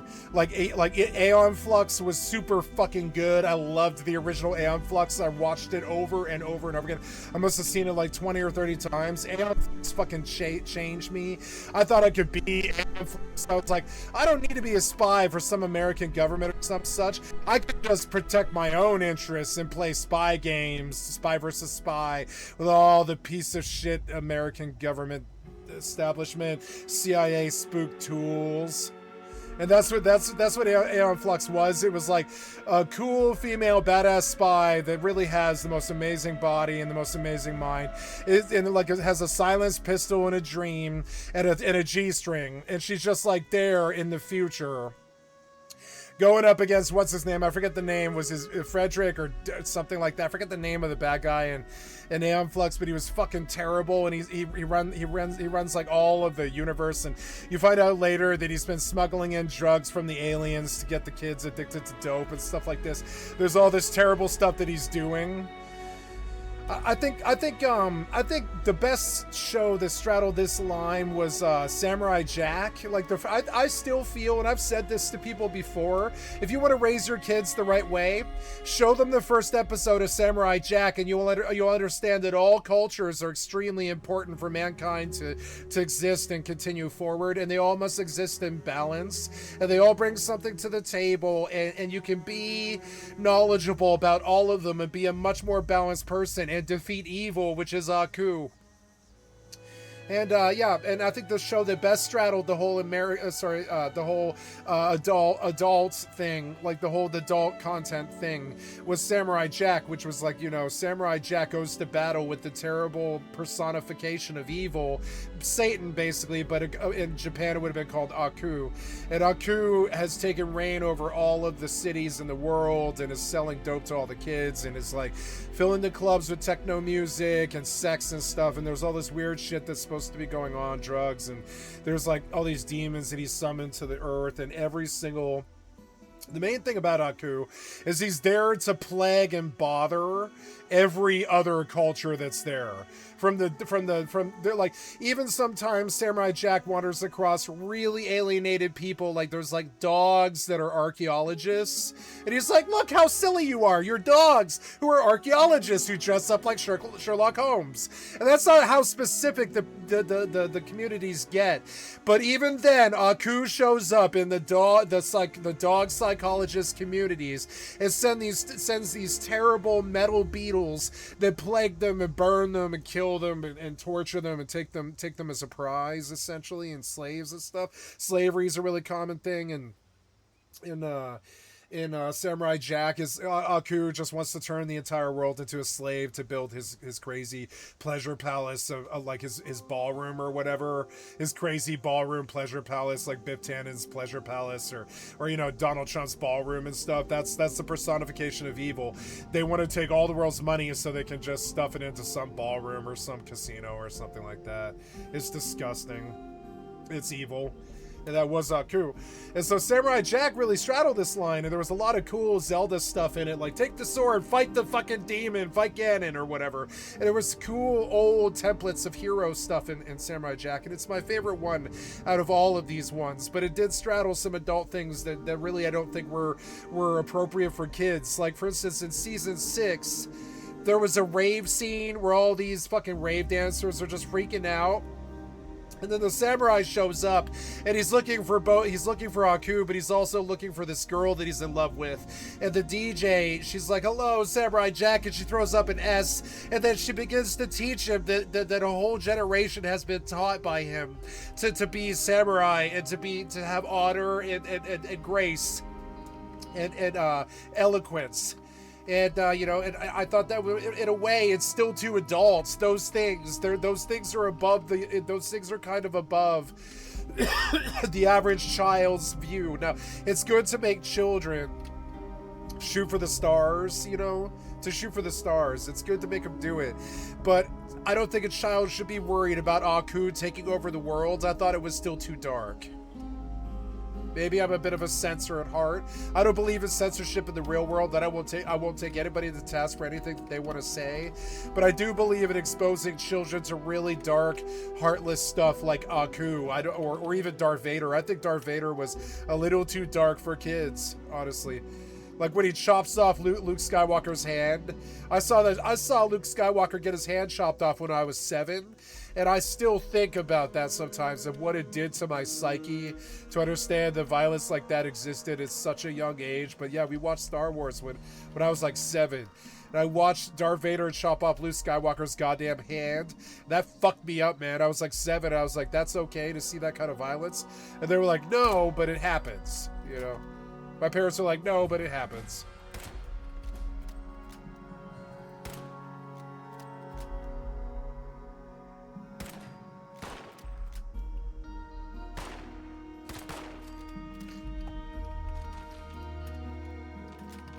So now, all these television shows that I've seen and all these hero archetypes and all these hero stories and stuff, they've led me to believe that I need to don a sword to go fight Ganon, but I don't think life is actually like that. Life is a lot more like, Green Acres. Green Acres is the place to be. Like a farm drama. Like most real life is actually kind of like Green Acres.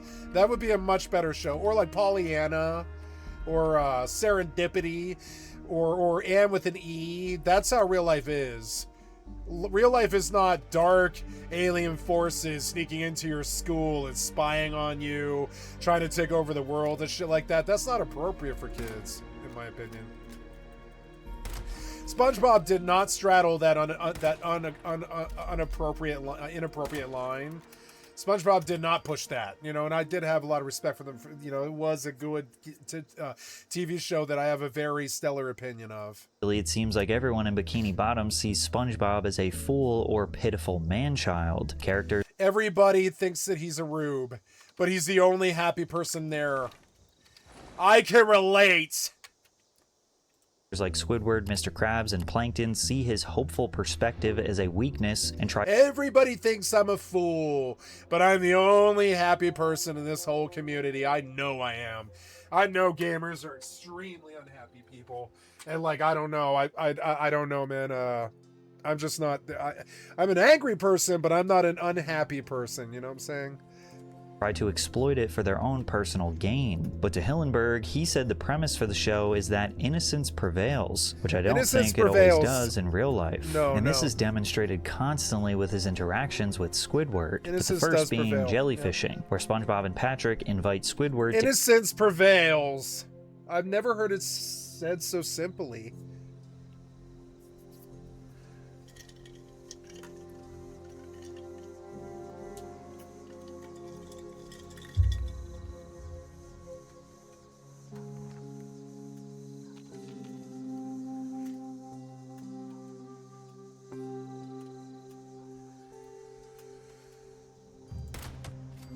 Oh, headshot. Sneak attack headshot to put him out instantly. Sorry, buddy, I need what you have more than you do. Sorry. That's how I moral relativism stealing and murder. I need what you have more than you do. Sorry. I am full, am I? That sucks. Let's move here, because I don't want to live by the lumber mill anymore. I don't need to, I don't think. We'll move here because it has better loot. I think I have some caps, yeah.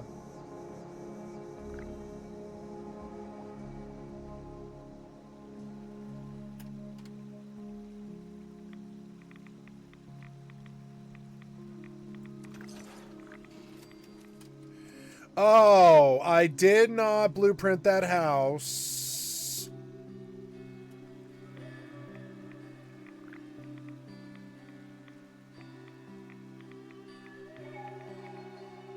Okay, so now I've got to rebuild. Do I? Oh, that sucks. But at least I didn't. I guess next time I'll blueprint it. Yeah, it's got to be a simple house because I got to blueprint it. Okay, well, give me... Oh, wait, no, there's my blueprint. Oh, cool, stored. I can,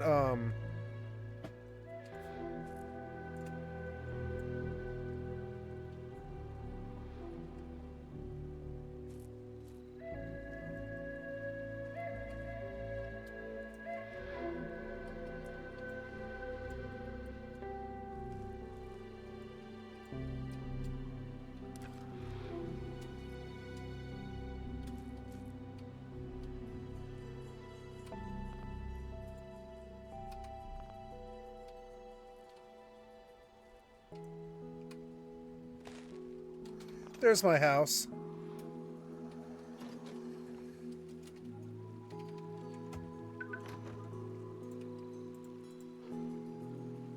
So in Fallout 76, I just moved my house like once human before I thought about it, and it gave me a blueprint of the house that I built, and I didn't lose anything. But will it always do that every time I move my house? Will it just give me the old blueprint that I used?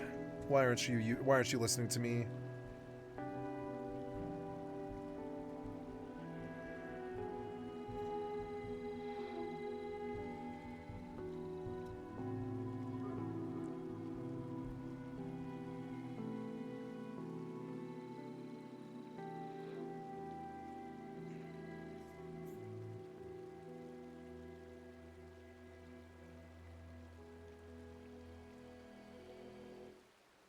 Oh no.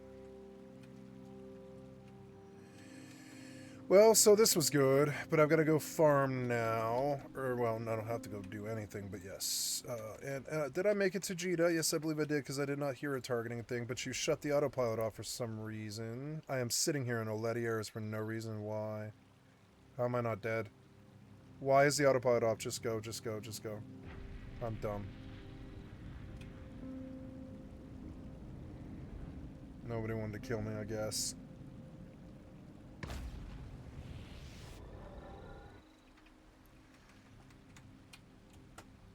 Okay, so she's done. Oh, no, she's not done, but I want her to go out mining now and look for Plague. Plague and Scordite.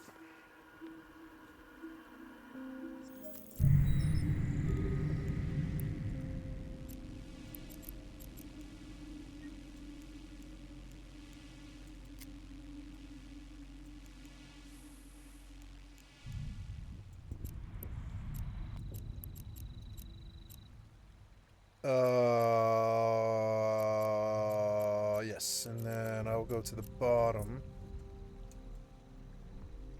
Warp drive active. It's midday. There might be ore left. I don't know.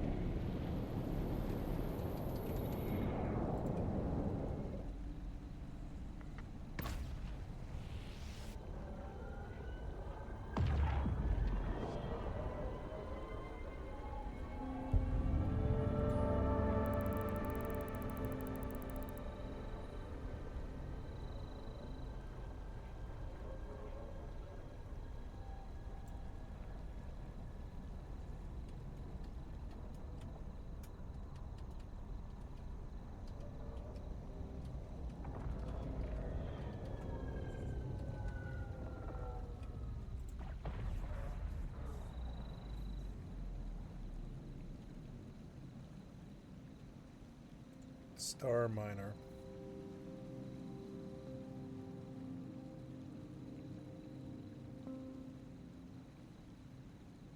Yeah, it looks good. Paradox Arc, huh?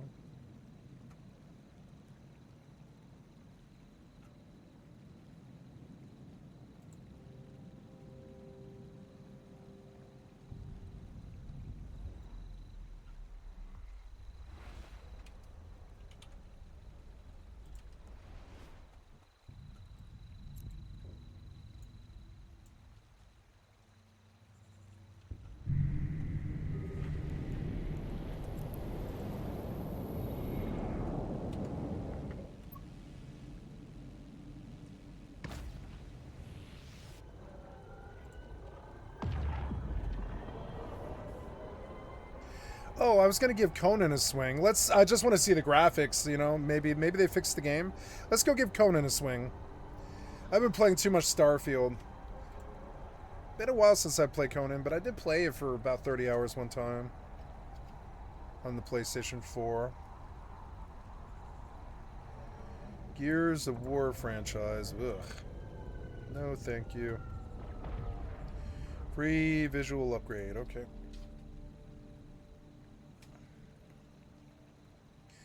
Are we gonna load?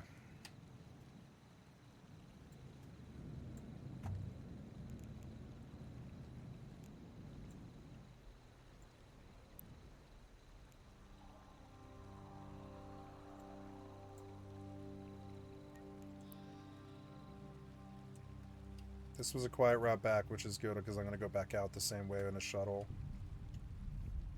But I did need to visit Jita to sell my stuff before the value plummets. That's more money. I made like a bill today off of just the event stuff that I finished. Oh, are you here? Yeah, you're here. And there is Scored and Plague. There's an abandoned cargo container. Let's see what's in it. Maybe this guy full-blown just forgot it was here. I've never seen an abandoned cargo container before. Maybe there's ore in it? I have hauler. What is in this thing? It is Flag. Nice. 33,000 Flag. I guess I'll come back and get this. Yeah. Save location. 4 hours. Submit. Go get me my miasmos. Free money. Oh, yeah. Warp drive active.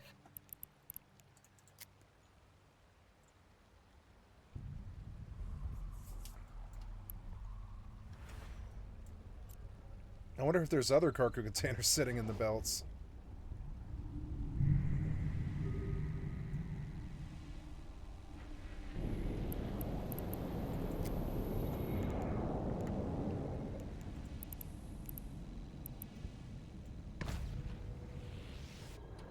Docking request accepted. Okay, here we go. If there's no camp here, then I made it.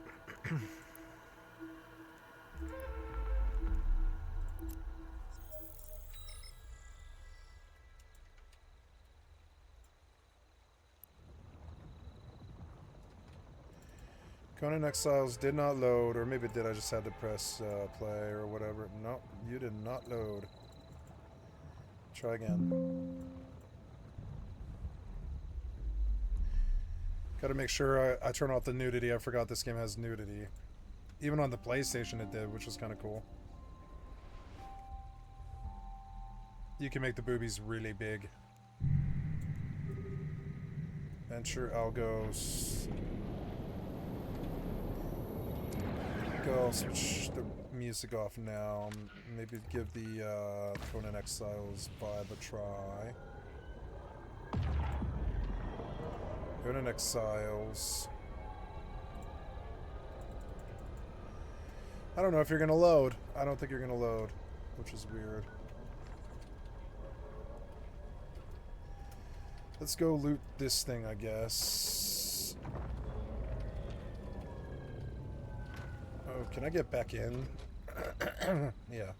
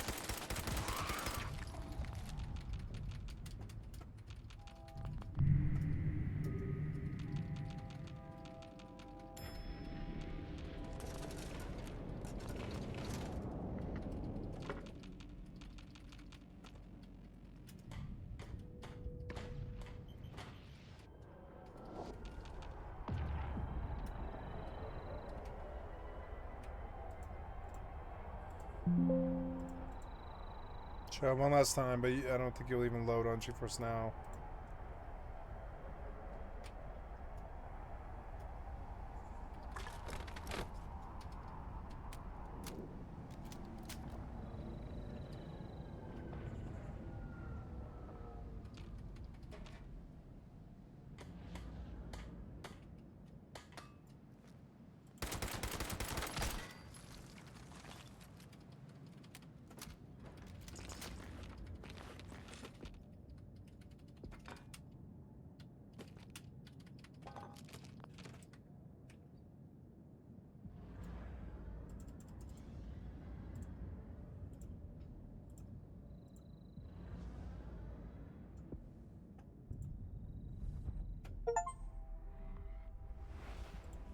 Oh, I did have to do that. I had to do that, I guess. Oh, okay, I had to do that.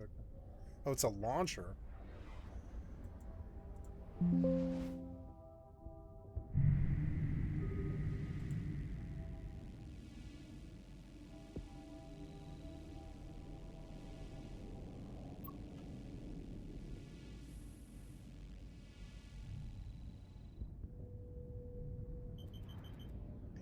Are you, though? I don't think you are running, though. I don't think you are.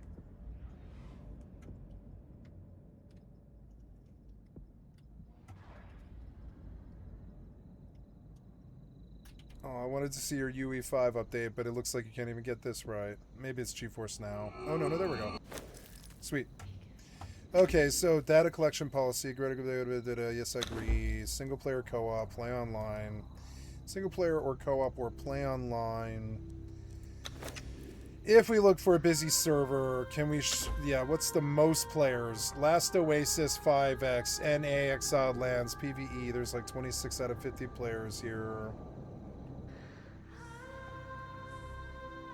So I assume there's PvP. Like, wow, is 50 the cap? Pandemonium, PvEC, and it never wipes. And that's the most popular server here.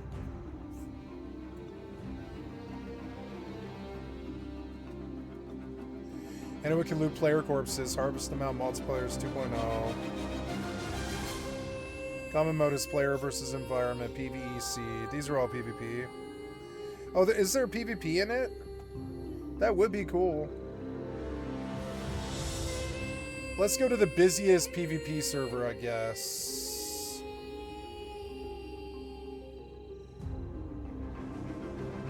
No, I don't know, huh?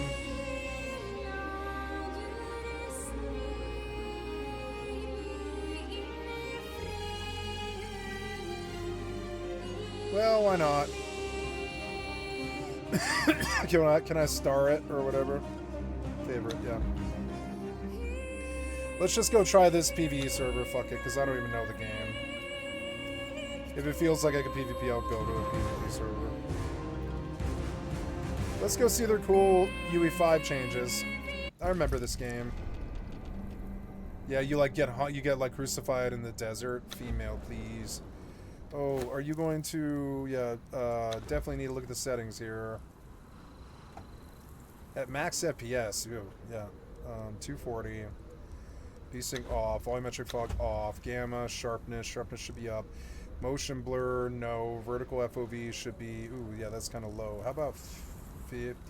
Oh, I don't know, 40? Vertical FOV. Horizontal FOV. Graphics quality is on auto. You have it set on medium, but this is... GeForce Now, NVIDIA Reflex Boost, TSR, NVIDIA DLSS frame gen is 4x, balance, DLAA, yep, ultra everything, audio, microphone gain, push to talk is on, voice chat volume, okay, I've got a delay. Nudity, none. Partial, full. Nope, I'm on none. Maximum nudity on servers, full. Enable camera shake. Nope.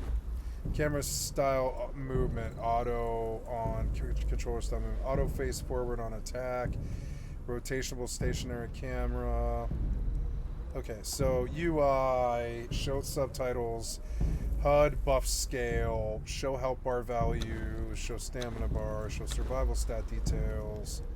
Controls, combat, U should be F, interaction menu could be E, sure, light attack, heavy attack, ooh, block and offhand is left control.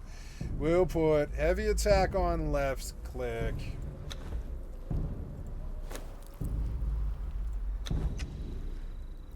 And we'll just get rid of light attack, I guess. I don't know, light attack, light attack, what should it be? I'll put it on Y, yeah. And we'll put heavy attack on left click, and block on the right. Dodge should be Q, confirm, yep, Q. Draw sheath weapon should be T. Shortcuts are good. Command is E. What do you mean command? Okay, E is hold the command menu. Command attack, command to go hero, so you get like, I guess like, AI in this game. Account, I agree. View privacy, I agree. Yes, I agree to share view privacy policy. We are Funcom.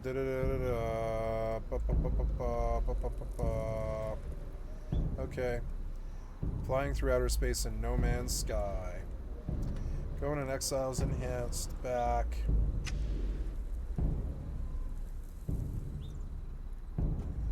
Okay, so... Oh, can I resume? Yeah, resume. And, male, female character. Race should be... Zamorian, Shemite 10. What does that mean? Oh, 10. Wait, oh, okay, I see. Oh, I see. Stygian, Crimerian. I'll be Stygian. Sumerian. Stygian, religion. Chrome, Decurto, set. Voice. Death is coming. Cut me down, please. Cut me down. Please. The gods are watching. I think she looks fine, but the body details, body, hair, nudity is none, physique. Oh yeah, give her some muscle. Breasts should be huge. Starting area, what does that mean? Starting area. Oh, starting area, exiled lands. Let's look at standard exposed experience. Okay, finalize character. I don't know, can I give her like makeup or anything like that? Global eye color, enhanced color, body details, body hair, nudity, physique, breast, starting area. Okay, finalize character.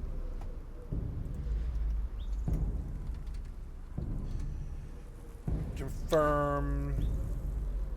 Okay, go. And then, are we in Jita? No. During the autopilot year is off of the for some reason. Cobra, Again. a prisoner Why is captured autopilot by off unknown again? means was transported Why do you keep turning to the autopilot exiled off? lands, crucified, and left to die for crimes that they may or may not have committed. Death comes swiftly on black wings, until fate intervenes. Funcom. I know you can't design, but I just want to see how the game looks in UE5 with all the ultra settings and everything.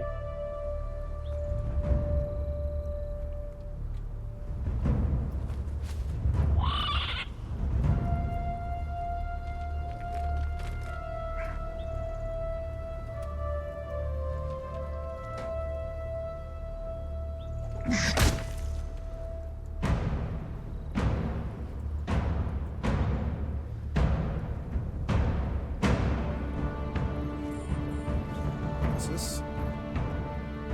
Are you thirsty, dead woman? Shall I cut you down from that corpse tree?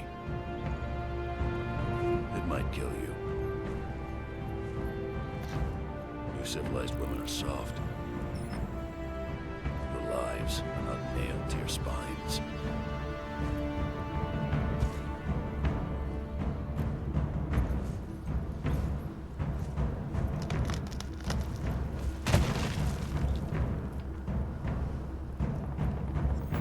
Where I come from, we kill our enemies in battle.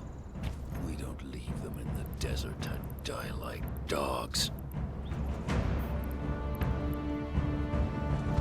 Ooh, I'm gonna sell 5 So, skill extractors. You live again, dead woman.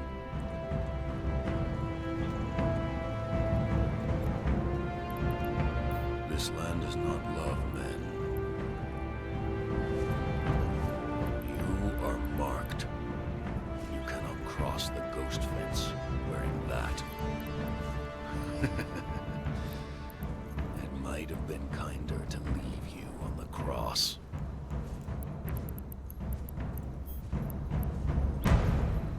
Where is my miasmos? Love. Burn with life. Slay and survive. That's the wrong one. We will meet again, dead woman.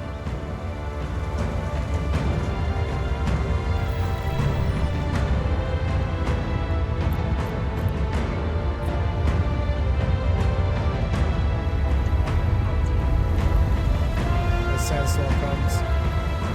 Giant bazongas.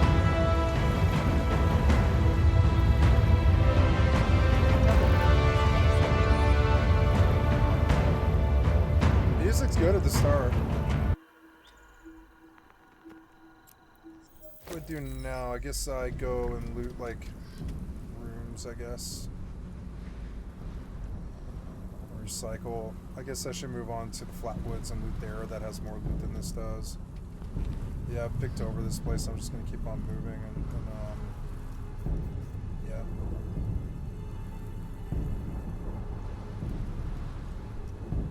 I'm gonna turn off my light, or well, yeah. I'm gonna turn off my light so nobody can see me, and I'm just gonna go slowly from building to building, just farming.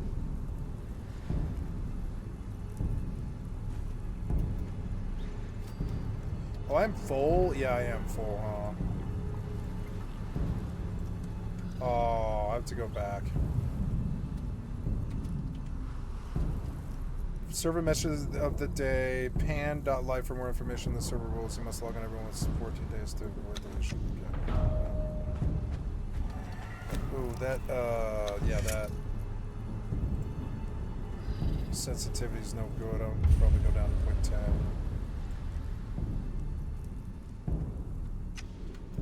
Yep, perfect. Yeah, it looks better. Looks better.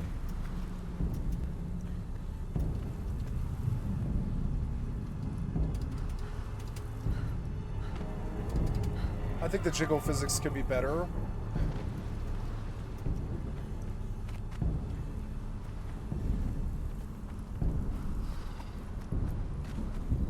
They used their Funcom money to try and make Conan better. Or I'm sorry, they're Dune Awakening money.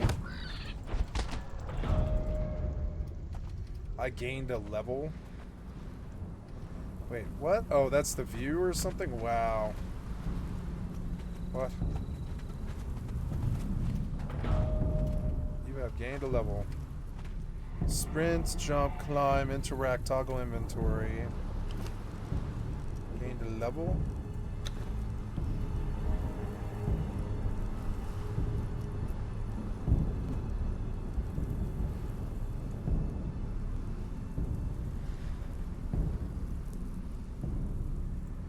Maybe I'll be an archer, I guess. Daggers and bow.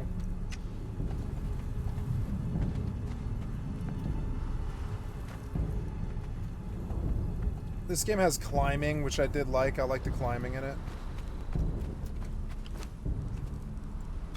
So we are... It reminds me of Last Oasis or something like that. The combat isn't very good. Huh?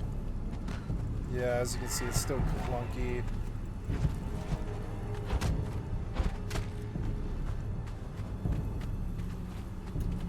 Where am I on the map?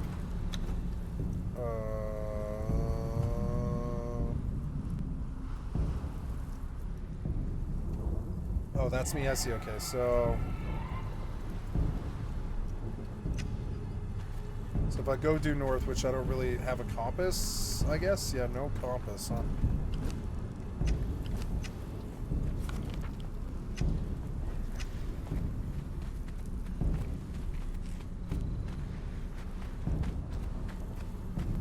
The hell is that thing?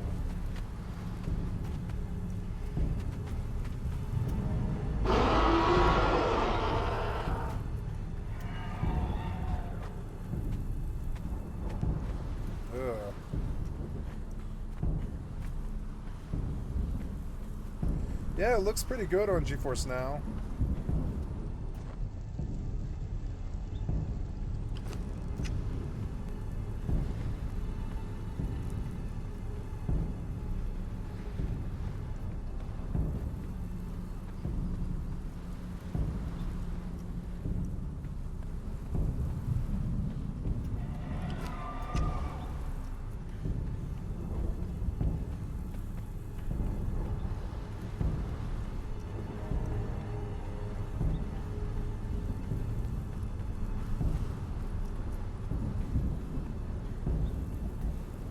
I like the FOV.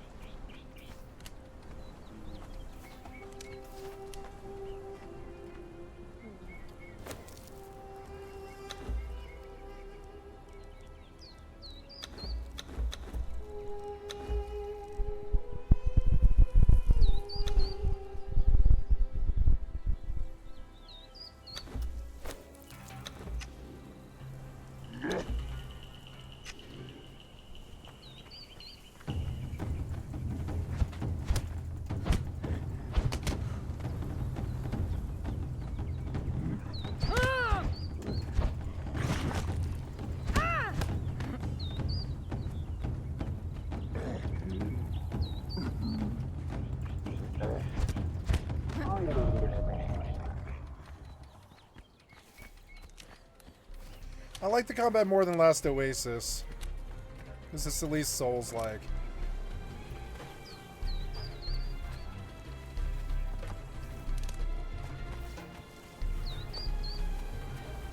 I like the music. It's kind of Eastern. But it's good. I kind of want to turn it up a little bit and experience it. A little bit quiet.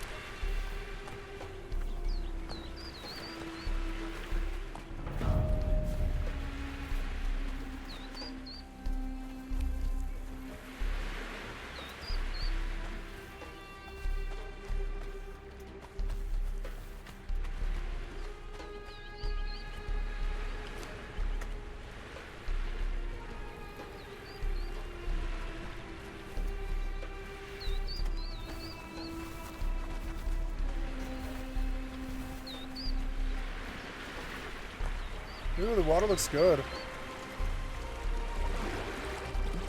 Yeah, it looks better than it used to.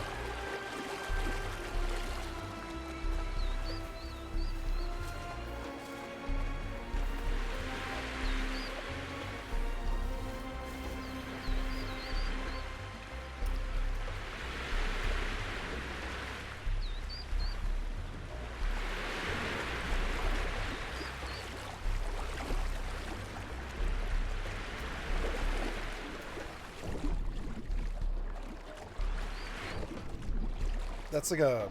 Yeah, I want that on alt.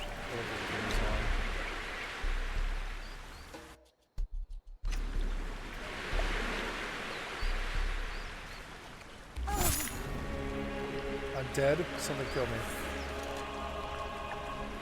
What killed me?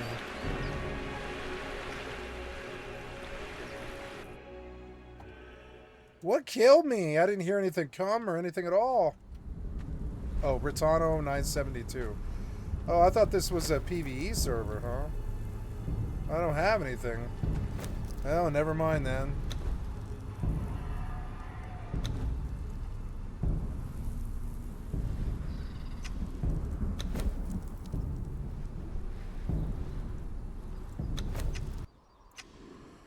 I'll go play single player.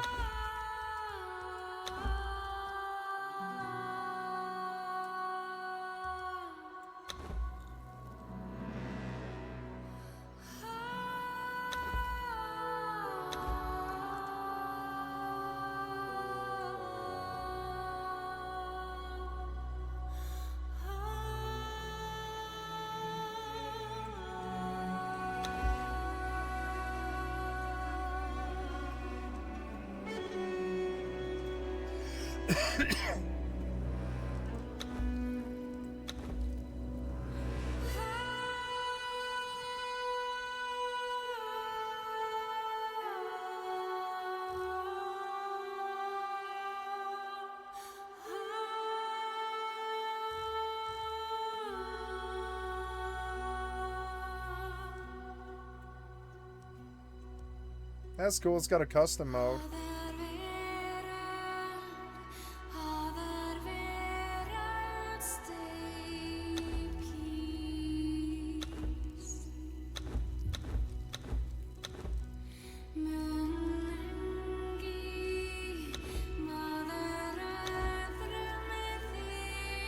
Music's good.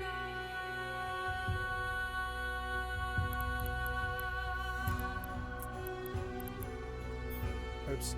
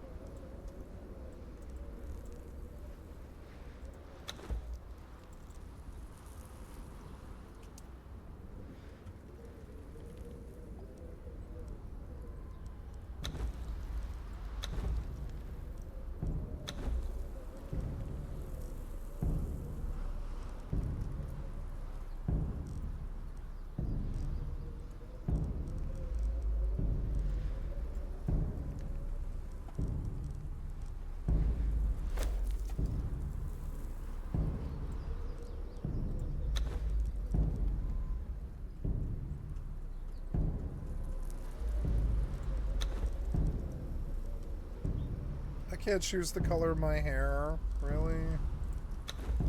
Oh no, there it is. There it is.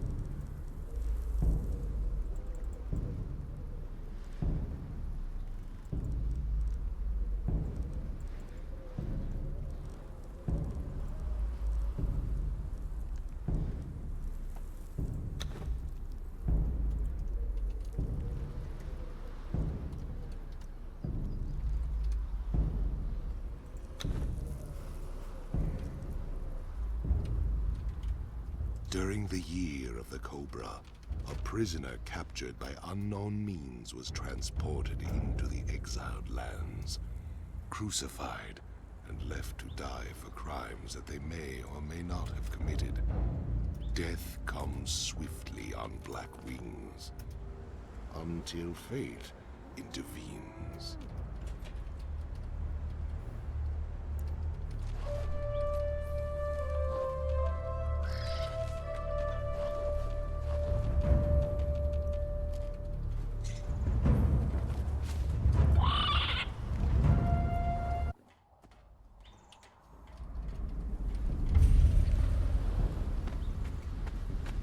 It reminds me of Last Oasis, and I think that's a superior game because that's got mobile bases.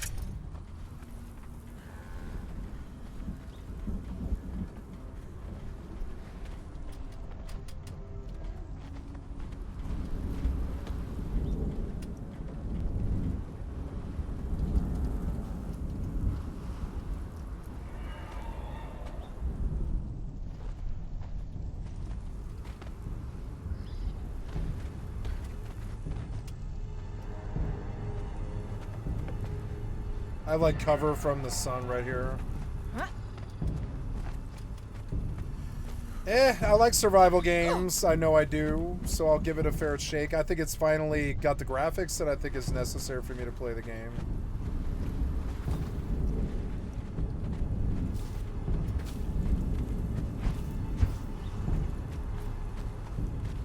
Attack is Y.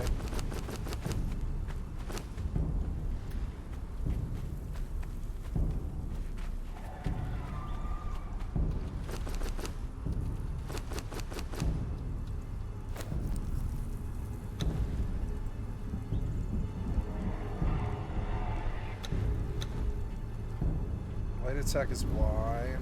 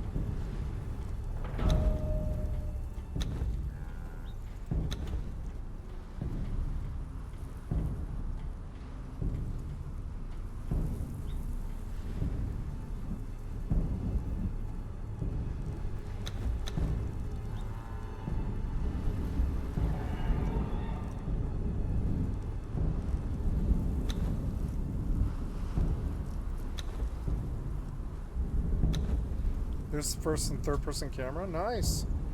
Vanity camera can't be that. It's gotta be X. No, Alt. Alt.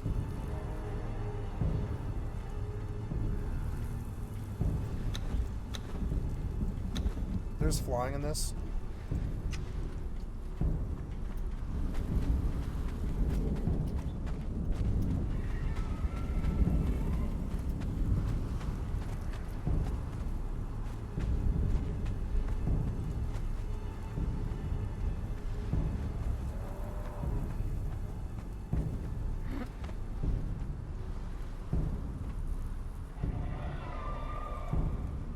Oh, there's a zoom.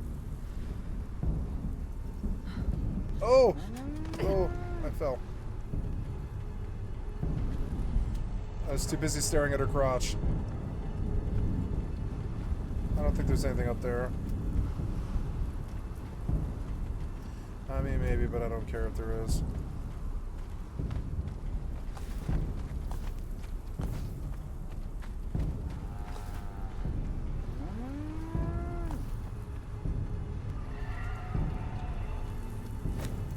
Does this pause it? I doubt it.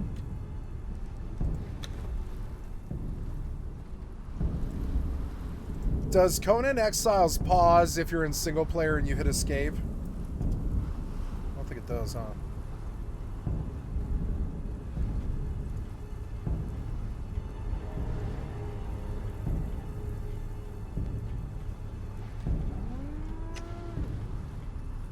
Frames are good.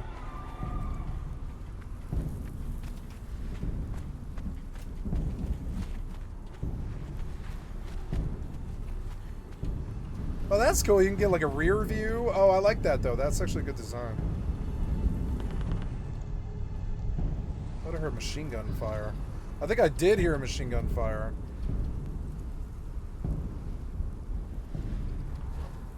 Oh no, is somebody else here?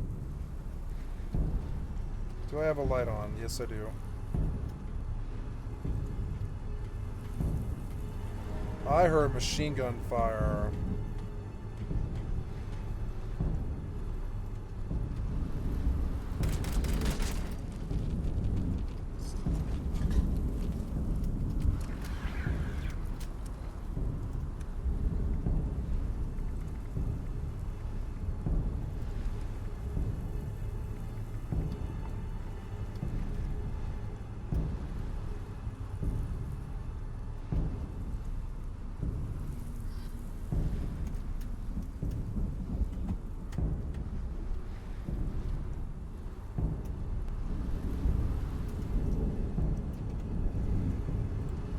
I guess I'll hide away somewhere where no human would look, really.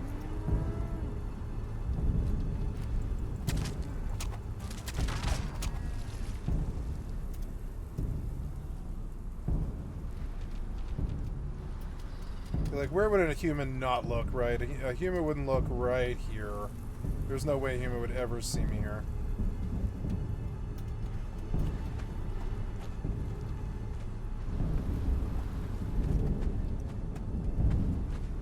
You can, like, run from stuff.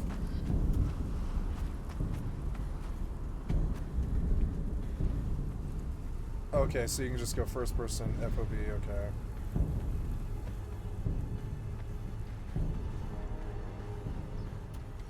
Well, let's give this game I own this game, so I'm going to give it a chance, because this is when they want you to play it. I think it's better than Conan Exiles, I always have. I don't know, Conan Exiles, Dune Awakening has more modern graphics and stuff, but it's... Oh. Well, let's see how my damage is. Oh,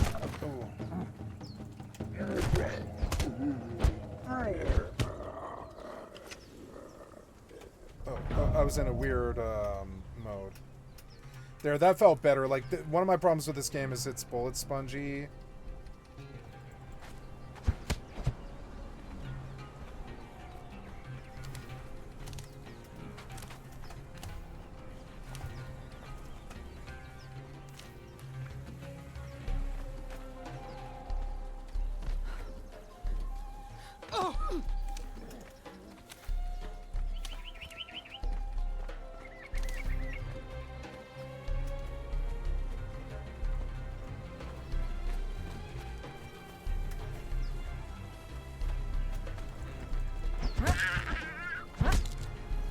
$85 XP.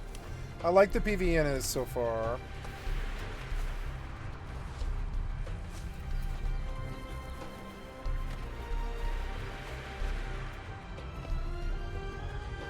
I don't know, if I were to play a game like this, I think I'd probably play Last Oasis.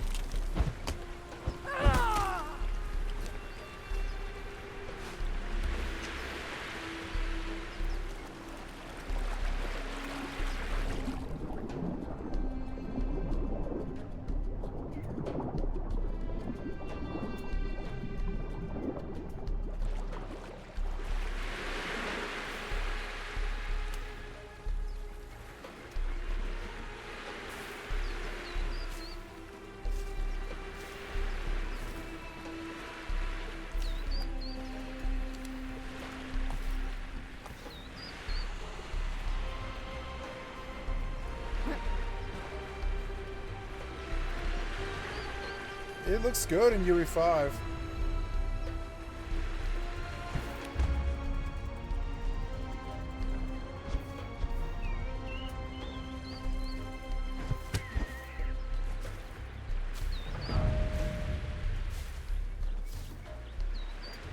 How did I lock target?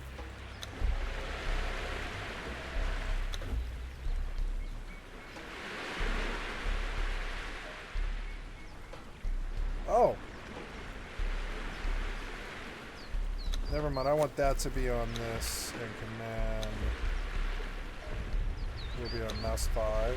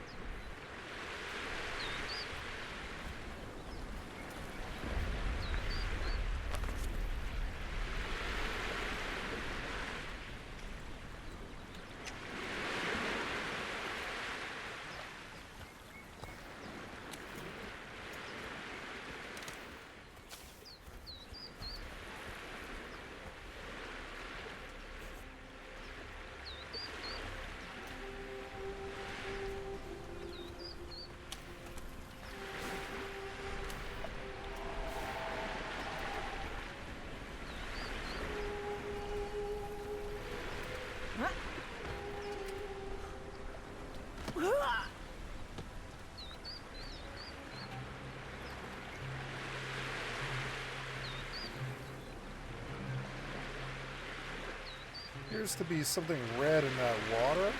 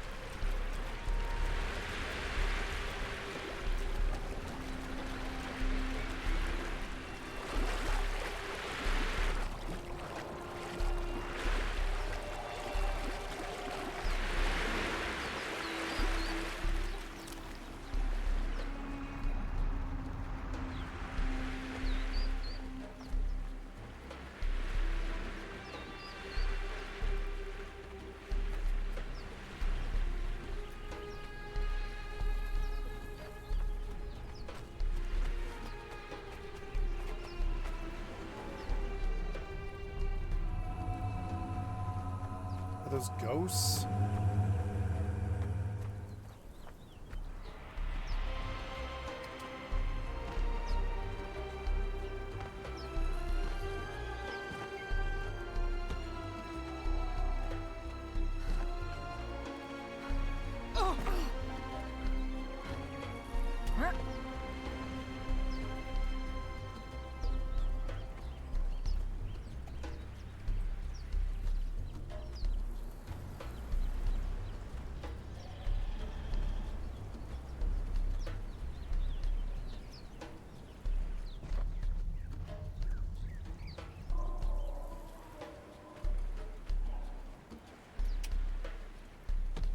Oh, you can do it?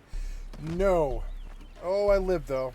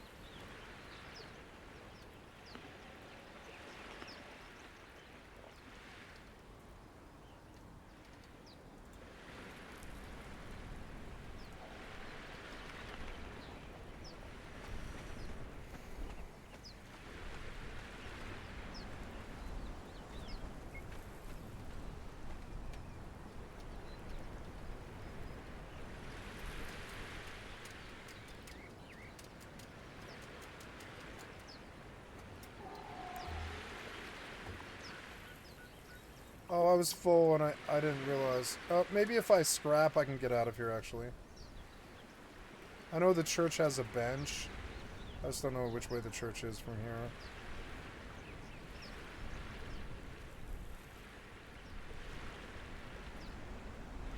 There's the road. There's the church. If I scrap all this stuff, I'll probably be okay. I'll be able to warp back.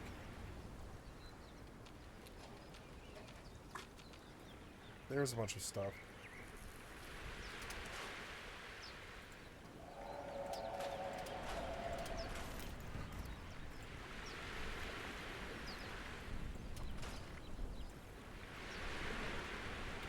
Bowie knife's got 30 damage. My combat knife has 27. Let's see how the Bowie knife handles. Yep, this is better.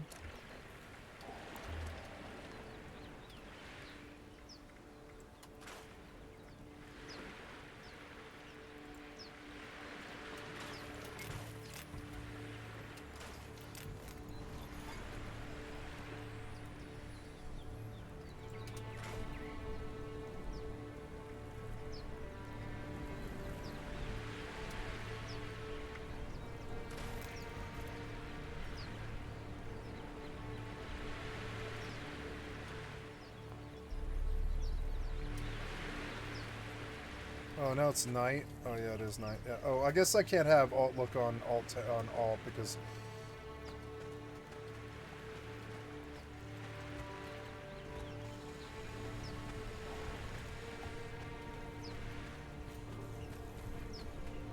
man, it's dark.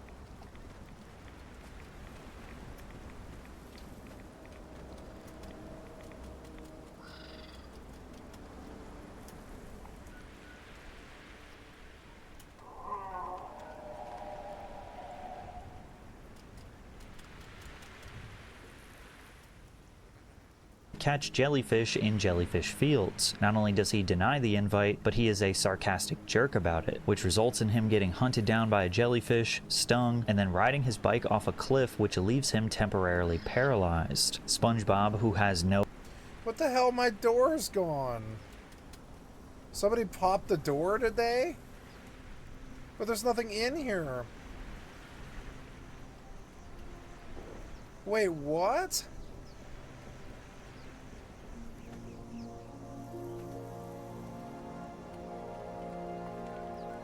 Oh, I have,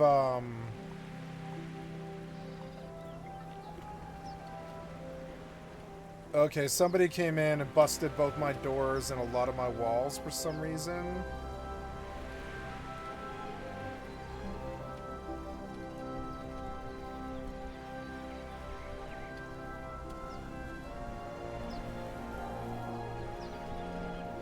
And they busted my thing. But there's nothing here, you idiot.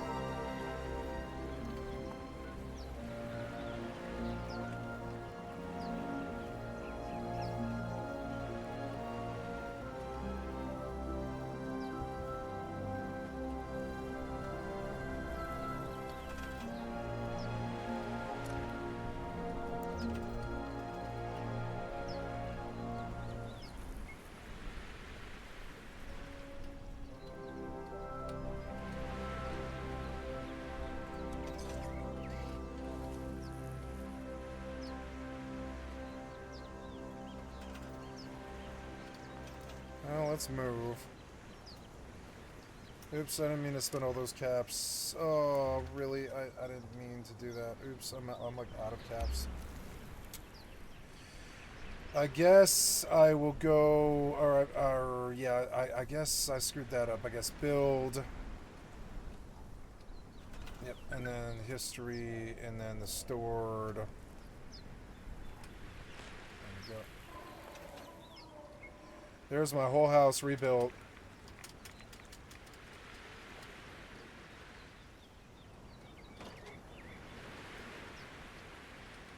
Fucking idiot completely wasted their time. As usual.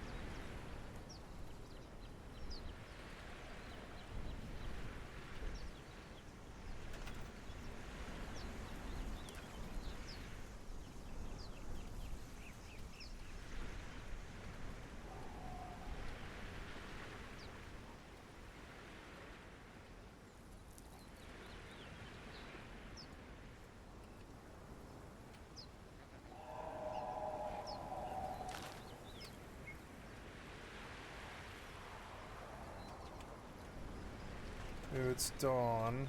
I'm gonna have to change that whole camera thing. That's not gonna work.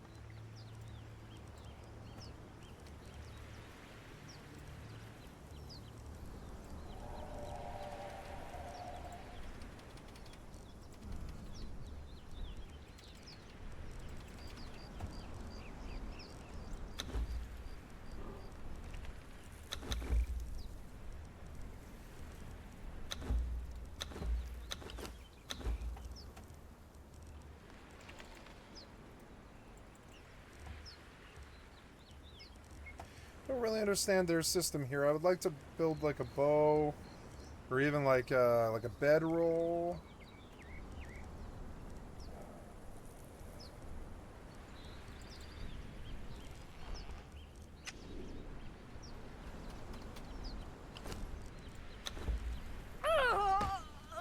And she died of hunger immediately.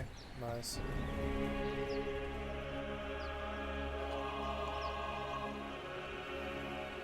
Desert. I suppose I should watch a video, but it's like...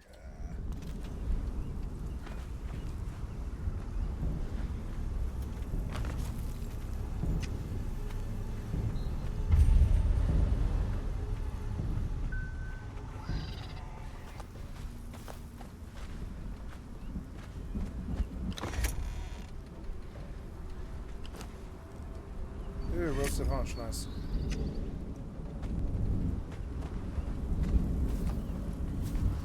Gather plant fiber bushes. Plant fiber can be gathered from bushes and shrubs. Harvest plant fiber from a bush by facing and interacting with that. Continue. Craft wears clothing in the crafting panel in your inventory on the right side of the screen. Oh, I see. That's the crafting panel. Okay. I see. So cool. Fiber bedroll. Let's build a torch. A bedroll. Twine.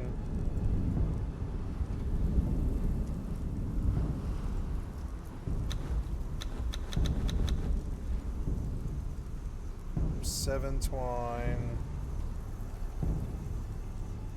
Branch 7. 7 plant fiber, which I don't have. And 7 twine. Okay.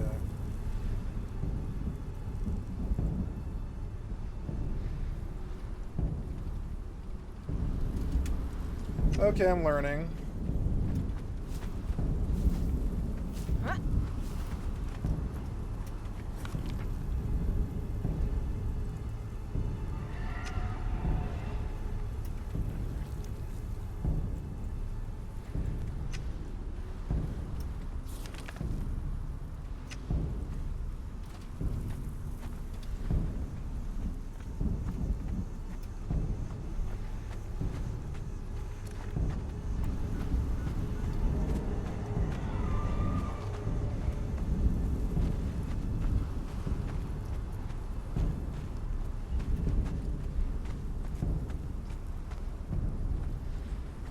God, fucking PvP people are so goddamn dumb, low IQ.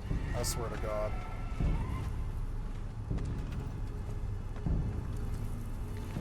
If you want real PvP, go to Rust. Don't go to Fallout. It breaks somebody's house when you can't even like do that. You can't take somebody's house from like that. It's obvious you don't belong here.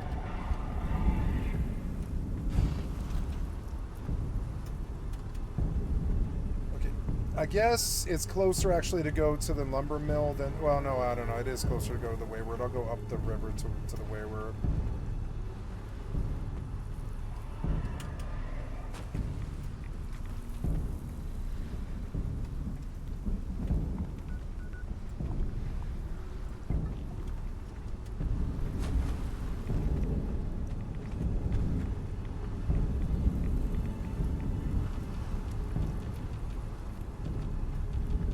Fucking low IQ pieces of shit. I'm sick of them plaguing video games. Go work a gas station job or flip burgers, you fucking idiot. You don't belong in video games. Low IQ pieces of shit. Nice, now we're at the river. The game looks good. I actually really like the graphics now.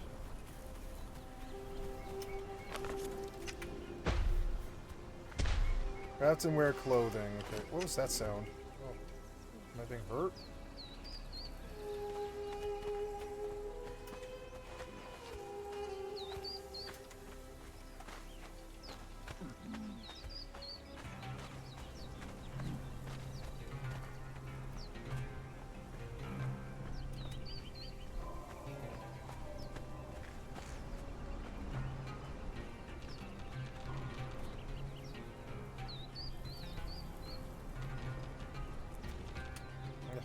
Jump.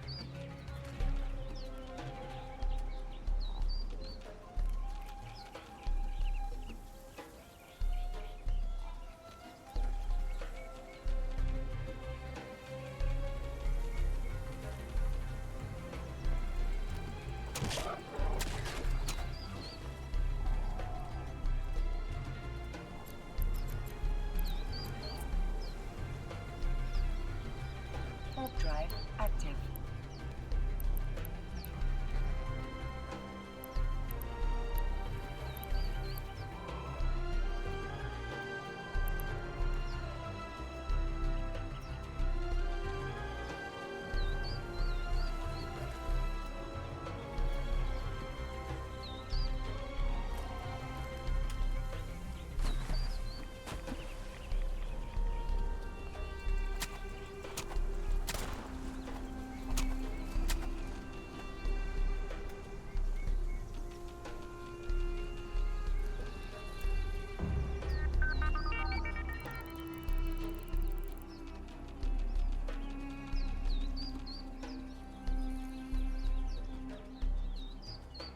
Oh, I can just jump to the town, huh? No. Oh, yes, I can. Well. Oh, my God. I didn't have to do this, but I'm over encumbered. I guess I better go sell first before I do that. That's fine. I guess that container's gone. I don't know.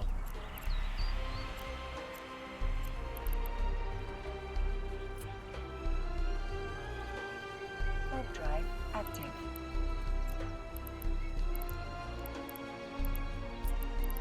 Scordite, Feldspar, Scordite. The flag's been taken, but Scordite's good. Scordite will get me there.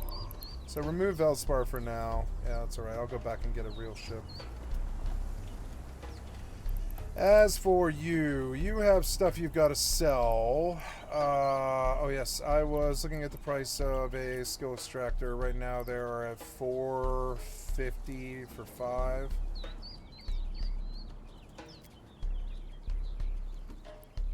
$449. Docking request accepted. Sell 5 of them for 2.1 bill.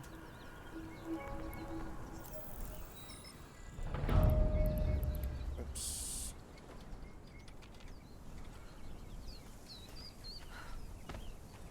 Graphics and frames are good. They definitely did rehash this engine. I didn't know Funcom was... Like, Funcom seems to be pretty good at building engines. I don't think they build good games necessarily, but they build good engines.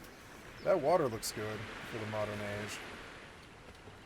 Oh yeah, craft and wear clothing. Okay, so clothing. Oops. Are they auto-equipping? Yes, they are. Every level you gain 1 attribute point. These points be spent to improve your capabilities. Okay, so attributes. I'm gonna put 5 points in grit, so I get to. This is like the new world system, I guess. Yeah, +5 to increases your armor. Yep, armor and stamina. That's good.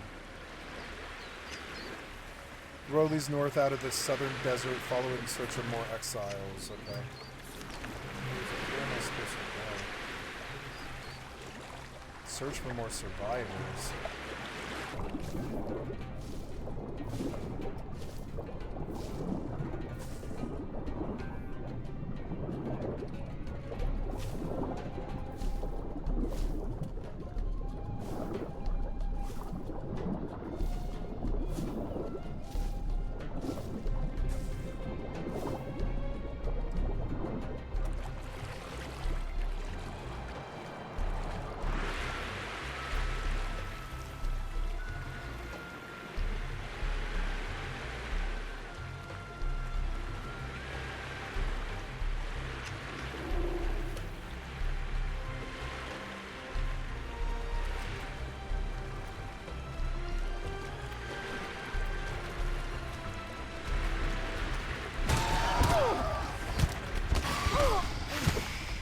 See the combat so hard.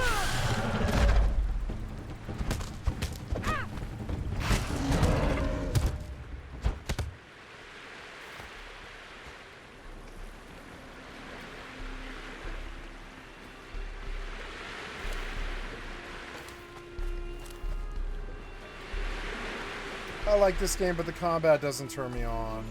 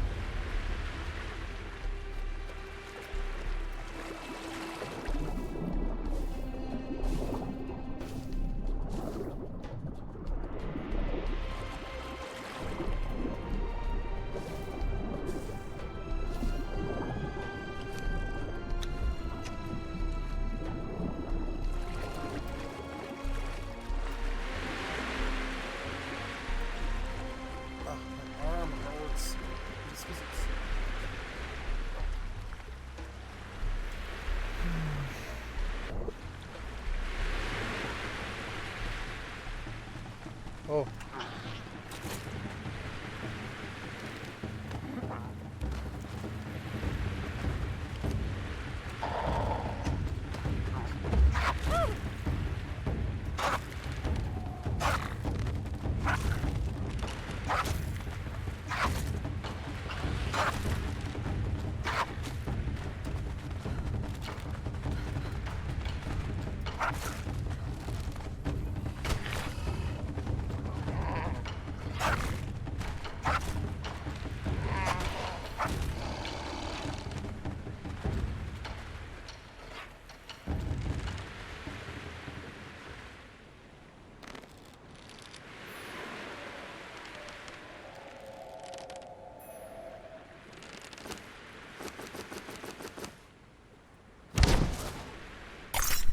Oh!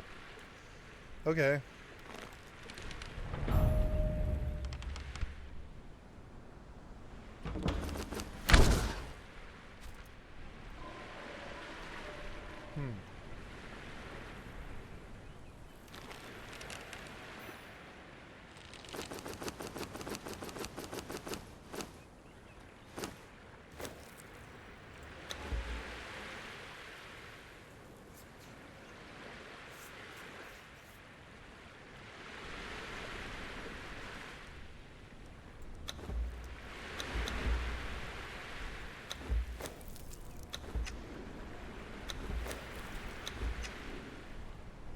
Maybe I just don't block.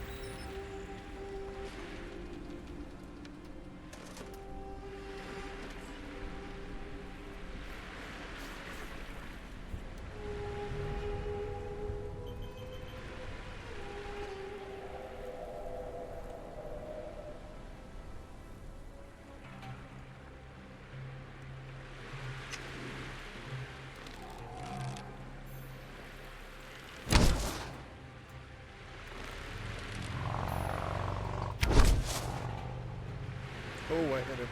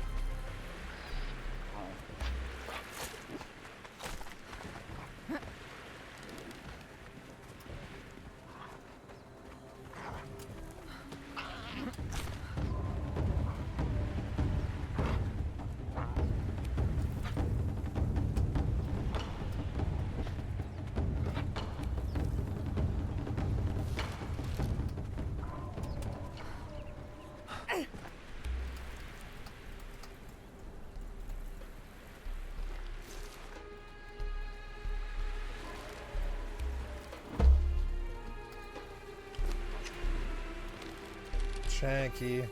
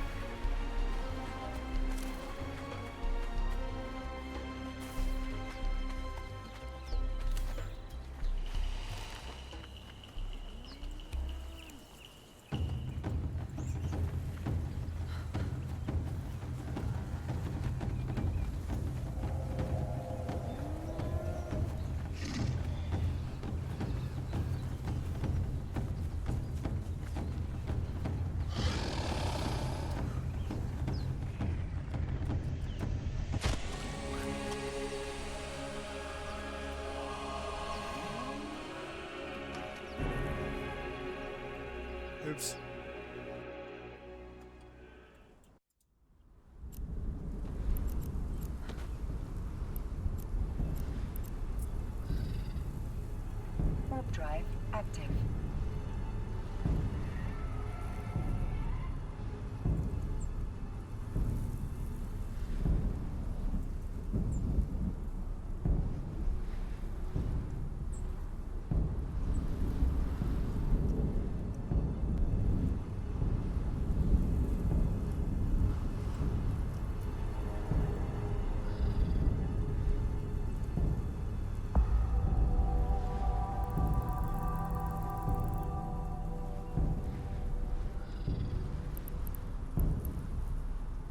Crocite or plagioclase?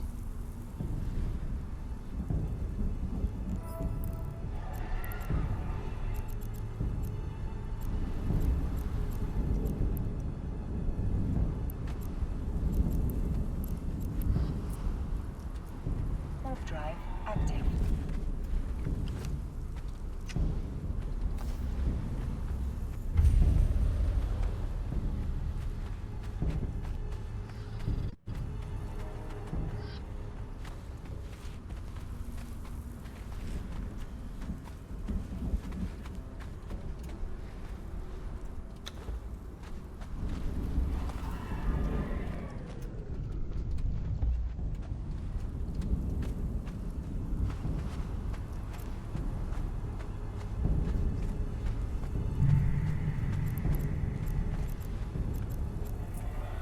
Warp drive active.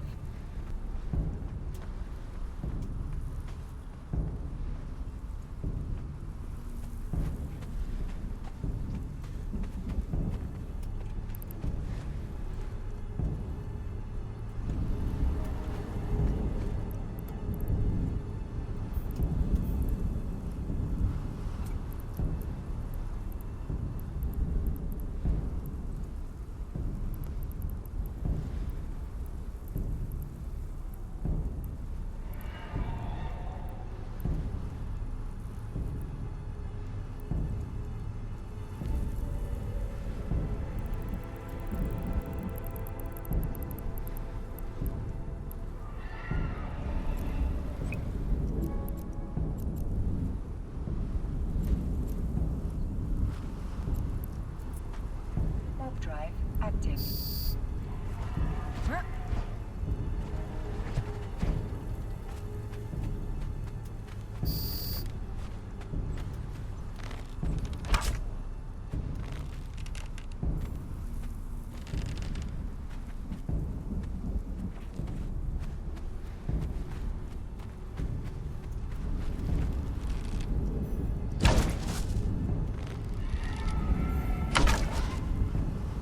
He's not real. He's not real.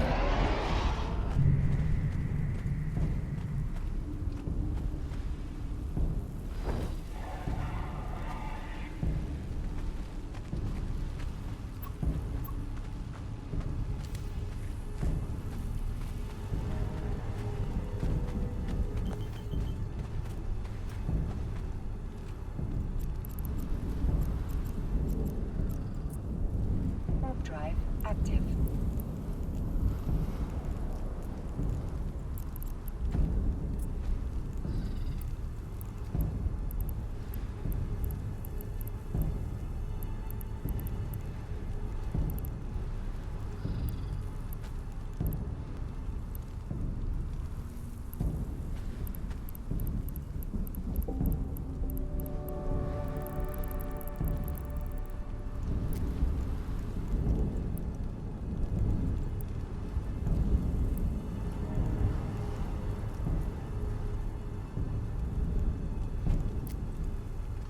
Oh, my headphones are dying, damn it.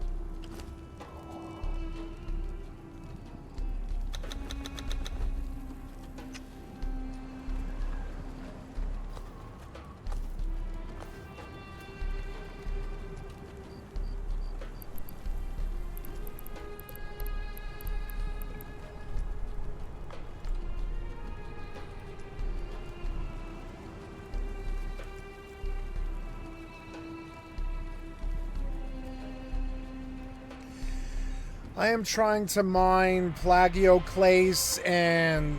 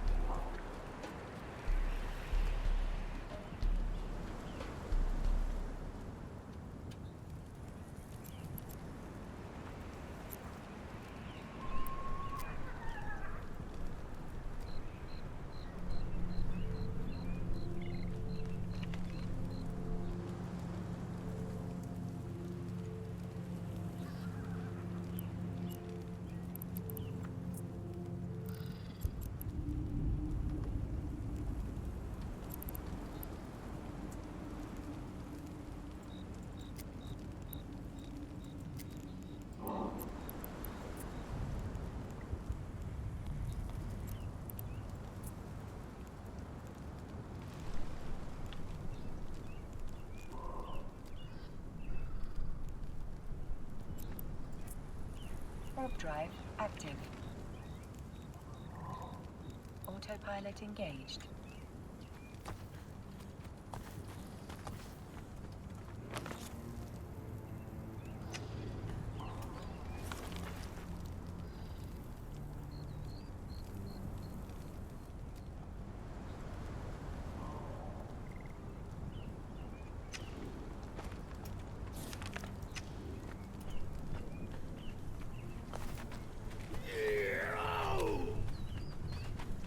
Autopilot jumping.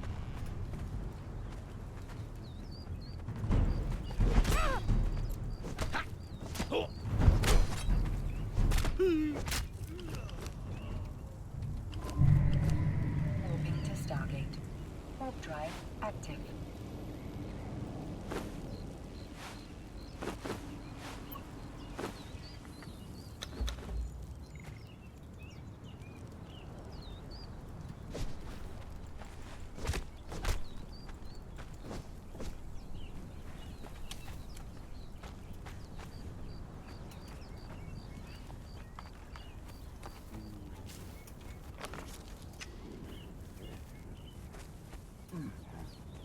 Approaching Stargate.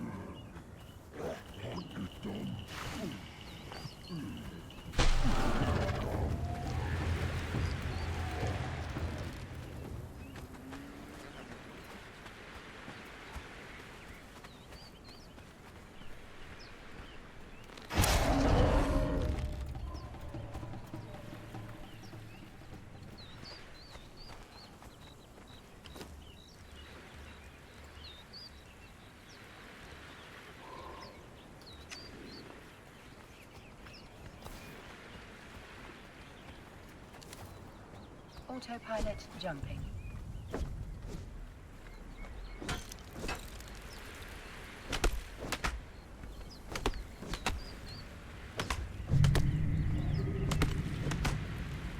Warping to Stargate. Warp drive active.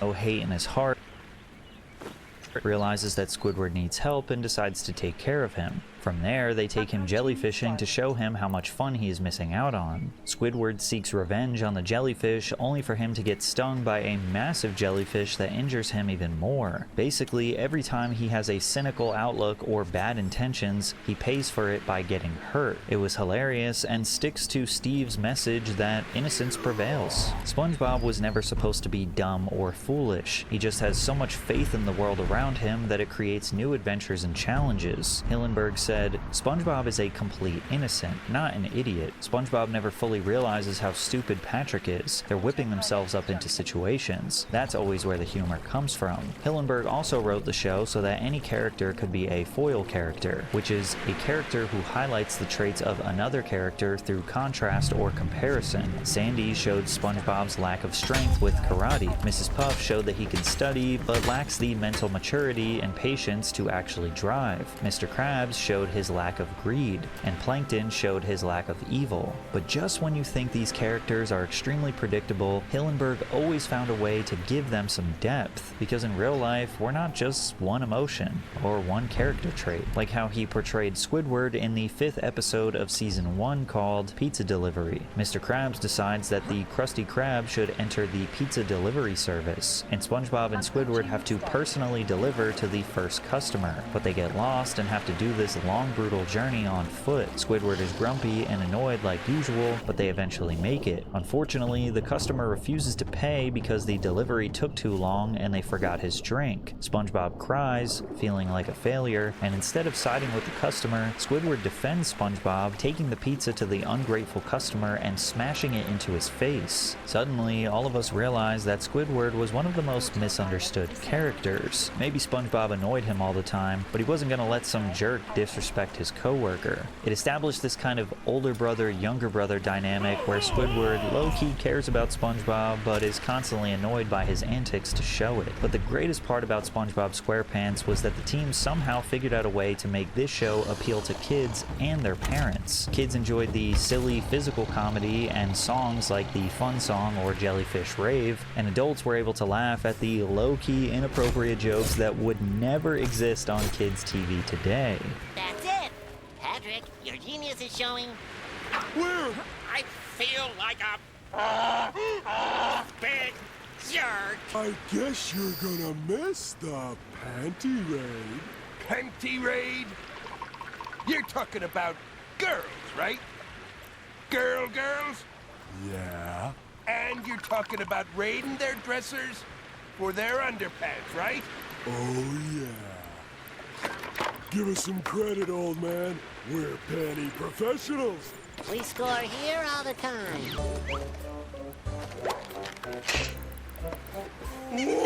By the end of season 2, it wasn't just a cult classic. SpongeBob's face alone was a marketing goldmine, with images of SpongeBob and the other characters appearing on items ranging from thong underwear to boxes of macaroni and cheese. Sales of merchandise related to the show reached $750 million.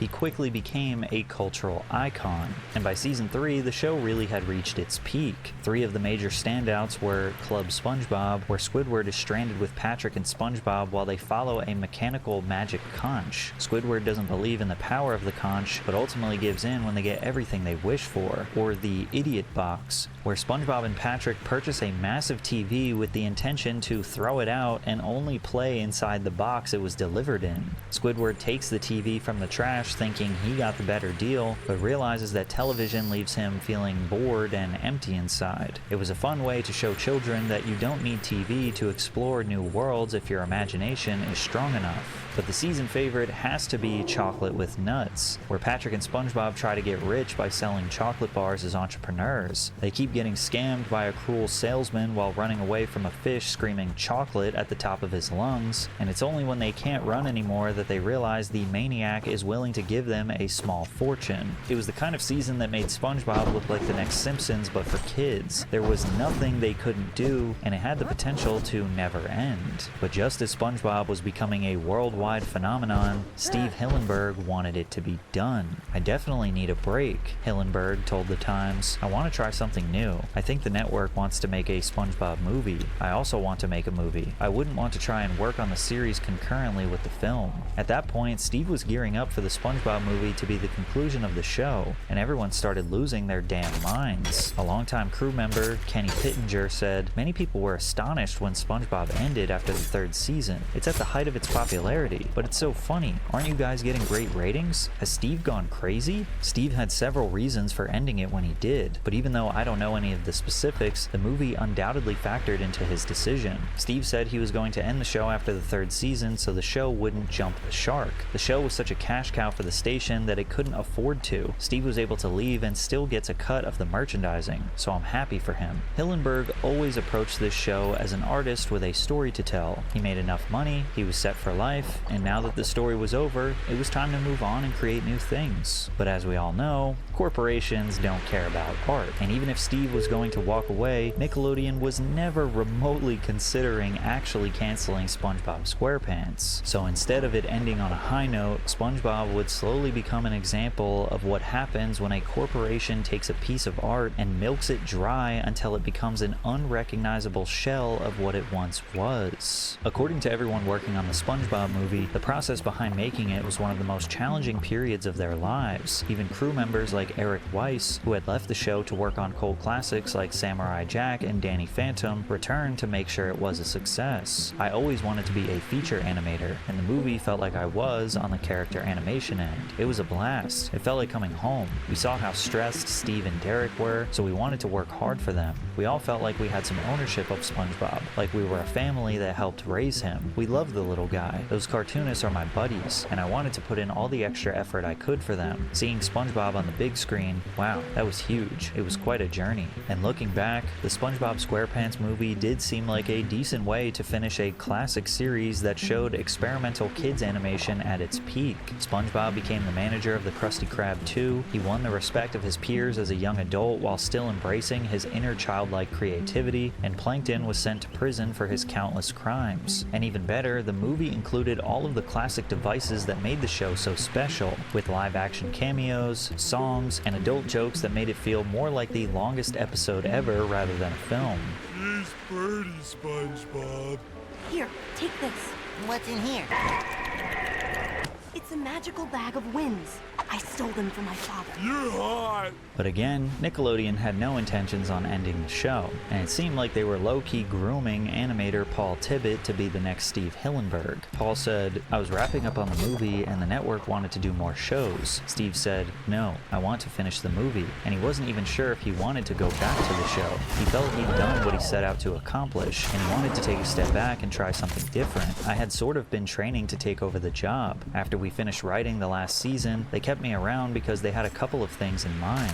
Originally, they were going to do a couple of specials after the 3rd season. I was shadowing Steve and Derek, and I got to go to a lot of the records and editing sessions, so I'd been training to do that job, not knowing it would be for SpongeBob. They just wanted to keep me around in case something popped up. But when we were working on the movie, they came in one day and said, "We want to make more episodes, but Steve doesn't want to." And I said, "I'll do it." They came back the next day and said, "Are you serious?" I said, "Sure." It was just being in the right place at the right time. And many fans interpret this as the exact moment that SpongeBob was stolen from Steven Hillenburg. But the harsh truth is that Hillenburg lost control over the SpongeBob IP the second he sold it to Nickelodeon. That might not make it right, but that's just how the business has worked for decades. The artist creates the show, they get a cut of the merch and rerun earnings, and if they're really lucky, they might be able to maintain creative control while it's running. Steve knew this, and given that SpongeBob was so massively popular, he had a hard choice to make. Either he could be trapped in the writer's room for all eternity and maintain control of his story, or he could let go of the day-to-day operations and do what makes him happy. After I did the movie, Paul came in and basically has been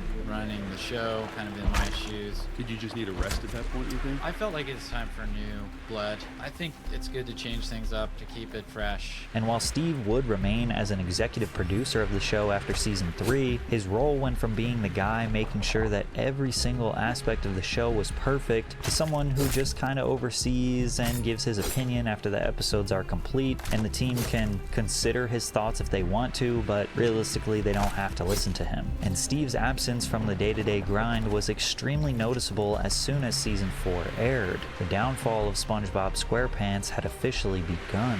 At its best, SpongeBob season 4 was rated a point or two lower than every episode from seasons 1 through 3. At its worst, it was getting massive massacred by a disappointed fan base that felt that the spirit of the original SpongeBob was fading away. The only halfway decent episodes, in my opinion, were Krusty Towers, where Mr. Krabs turns the Krusty Krab into a hotel, and Skill Crane, where Squidward gets addicted to winning a prize from a claw machine. But even still, the captivating storytelling was missing. It felt boring, and this only spiraled out of control in later seasons, where a lot of fans felt like it wasn't even the same show anymore, but more like a knockoff that took its place and destroyed the characters. Over the next 10 years, the SpongeBob writers reduced the characters significantly through a process called Flanderization. It was originally named after Ned Flanders from The Simpsons, who was originally depicted as a friendly, generous Christian neighbor and a model father, husband, and citizen, making him a contrast to Homer Simpson. As seasons progressed, however, he became increasingly obsessively religious to the point where he eventually embodied almost every negative stereotype of the God-fearing, Bible-thumping American Christian evangelist. But we and still it love applies Ned to Flanders. any character. It's the act of taking Everyone a else single, loves often Ned minor Flanders. action or trait of a character within a work and exaggerating it more and more over time until it completely consumes the character. This got so bad that SpongeBob fans refer to season 6 through 9 as the Dark Era. For Squidward, the complaints mainly stemmed from what is referred to as Squidward torture. In early episodes, Squidward would be a jerk, which led to him getting a deserved and silly punishment. What changed is that he would start getting unfairly treated or, at worst, tortured for seemingly no reason. In Choir Boys, Squidward desperately wants to perform at a concert, only for SpongeBob's non-stop screaming to literally destroy his throat and ruin the opportunity entirely. In Boating Buddies, Squidward gets trapped, spending the day with SpongeBob, leading to him being falsely arrested and publicly embarrassed despite doing almost nothing wrong. Squid's Visit takes it even further, with Squidward finally escaping SpongeBob, only to discover SpongeBob has secretly recreated his entire house inside his own home, turning the episode into something that feels like a genuinely unsettling Black Mirror episode instead of silly and funny. Episodes like Slide Whistle Stooges and Giant Squidward kept pushing this same formula. Squidward wasn't really a flawed, misunderstood character getting comedic payback anymore. He was just plain miserable and being tortured for it. And over time, that subtle shift completely changed the tone of the show, leading to this extremely dark joke. I can't seem to get happy. Maybe this will help. For Sandy Cheeks, it was more about how she became more and more obsessed with science than anything else. The dimensions of her personality as a strong Texan with nothing to lose were mostly replaced, making her just feel kinda dull. Sandy's rocket was literally the only time in the older episodes where she showed an interest in science. Then, right out of nowhere, she's suddenly obsessed with it. Now, a lot of the newer episodes are just her dumb experiments. But what they did to Patrick Star could be the worst of them all. He's always been a dumb sidekick for SpongeBob, but he never did anything with the intention to harm people. Hey, Patrick, are you angry too? Yeah, What's the matter? can't see my forehead. During the Dark Era, they made him insufferably dumb. No charm at all, just one brain cell. Like in The Splinter, where SpongeBob gets a splinter in his thumb and calls Dr. Patrick, whose office is in the Krusty Krab dumpster. Patrick then starts the exam by chewing on SpongeBob's foot, and then he gets mad when SpongeBob says that's not helping. From there, instead of trying to pull the little piece of wood out, Patrick decides to hammer the splinter deeper into SpongeBob's thumb and then rubs garbage all over it to reduce the swelling. Like, at this point, this isn't even just Patrick being dumb. Like, it almost seems like he's just intentionally trying to cause harm. The writing here is so lazy that it goes beyond dumb. It's just nonsensical. Doctors' offices are supposed to be clean, so they put Patrick in a dumpster. You're supposed to pull the splinter out, so Patrick pushes it further in. The wounds are supposed to be sterile so they don't get an infection, and he puts garbage all over it. Just making Patrick do the opposite of what he's supposed to do is nonsensical. There's no charm. Like, he used to have this charm to his dumbness. Like, in a way, Patrick was so dumb that you almost thought he was onto something. Oh, if only I knew how to work this thing. Let me take a look at it. You know what the problem is? What? You got it set to M for mini. when it should be set to W for Wumbo. And as if the new writing wasn't bad enough, Patrick from here was often depicted as extremely selfish, cruel, and weirdly aggressive towards SpongeBob in newer episodes. In Yours, Mine, and Mine, Patrick is particularly insufferable as he tries to force SpongeBob to share his toy with him. Hey, Patrick, have you met my new toy? Don't you mean our new toy? Our new toy? It came from the meal that we're sharing. Sharing? Remember, sharing is the most wonderful feeling in the world, like dancing with a magical seahorse through an enchanted kelp garden. Remember those words, SpongeBob? I didn't say that, but I guess we can share, Daddy Pal. And in Stuck in the Ringer, SpongeBob gets trapped in a towel wringer so he can't move his arms, hands, or even swallow his food. Instead of trying to efficiently help him out, the writers again make Patrick do the opposite thing that he should do, and he decides to glue SpongeBob to the ringer, thinking it will fix it, but it traps SpongeBob even more. From there, Patrick decides to take SpongeBob to the carnival while he has an amazing time, and SpongeBob has to sit there and watch how much fun he is having without him. When SpongeBob finally defends himself, Patrick cries and the whole town sees SpongeBob as the bad guy. You know, kid, your body isn't the problem. It's your heart. You deserve what you've gotten. Come on, we're out of here.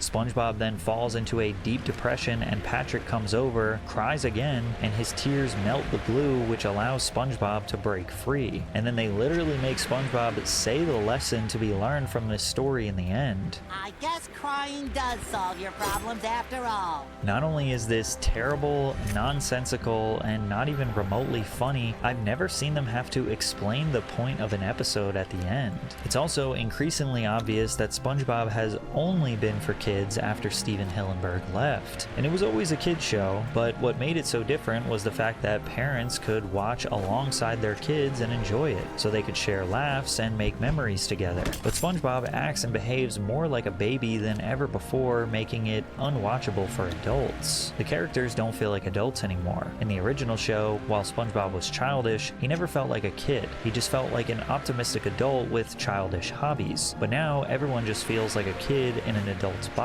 But in the newer seasons, he just cries over stupid reasons. Breaking a spatula, tripping over his toe, ripping his favorite shirt, while several others just like it are hanging right behind it. Honestly, I cannot with the stupidity of modern SpongeBob. And most people's rebuttal is, bro, you're just getting older. But the crazy part is, this all started way back in seasons 4 and 5. A lot of us were still little kids at that time. I remember being like 9 or 10 and thinking these episodes just felt different. And now I'm just reanalyzing as an adult and seeing I was right. But it wasn't just the writing that negatively impacted this iconic show. SpongeBob's own animation was losing a lot of its initial charm. It started with subtle changes like better lighting and vibrant colors after the first movie, which is understandable, they have to keep up with the times. But in 2015, when Hillenburg and Nickelodeon released SpongeBob Sponge Out of Water, the visual identity of the main show was essentially dead and replaced with something else. They switched to 1080i high definition animation. It wasn't even close to the gritty, imperfect, experimental animation that attracted many of us to the series in the first place. Everything was smoothed out, glossy, and in some cases looked it looks like way high def, but it doesn't look as good. Oh no, I'm full. Okay. What do? I guess I go dump this stuff. Abyssal Refinery Clone, Free Research Lab. Let's see if they'll let me, what's the word, compress.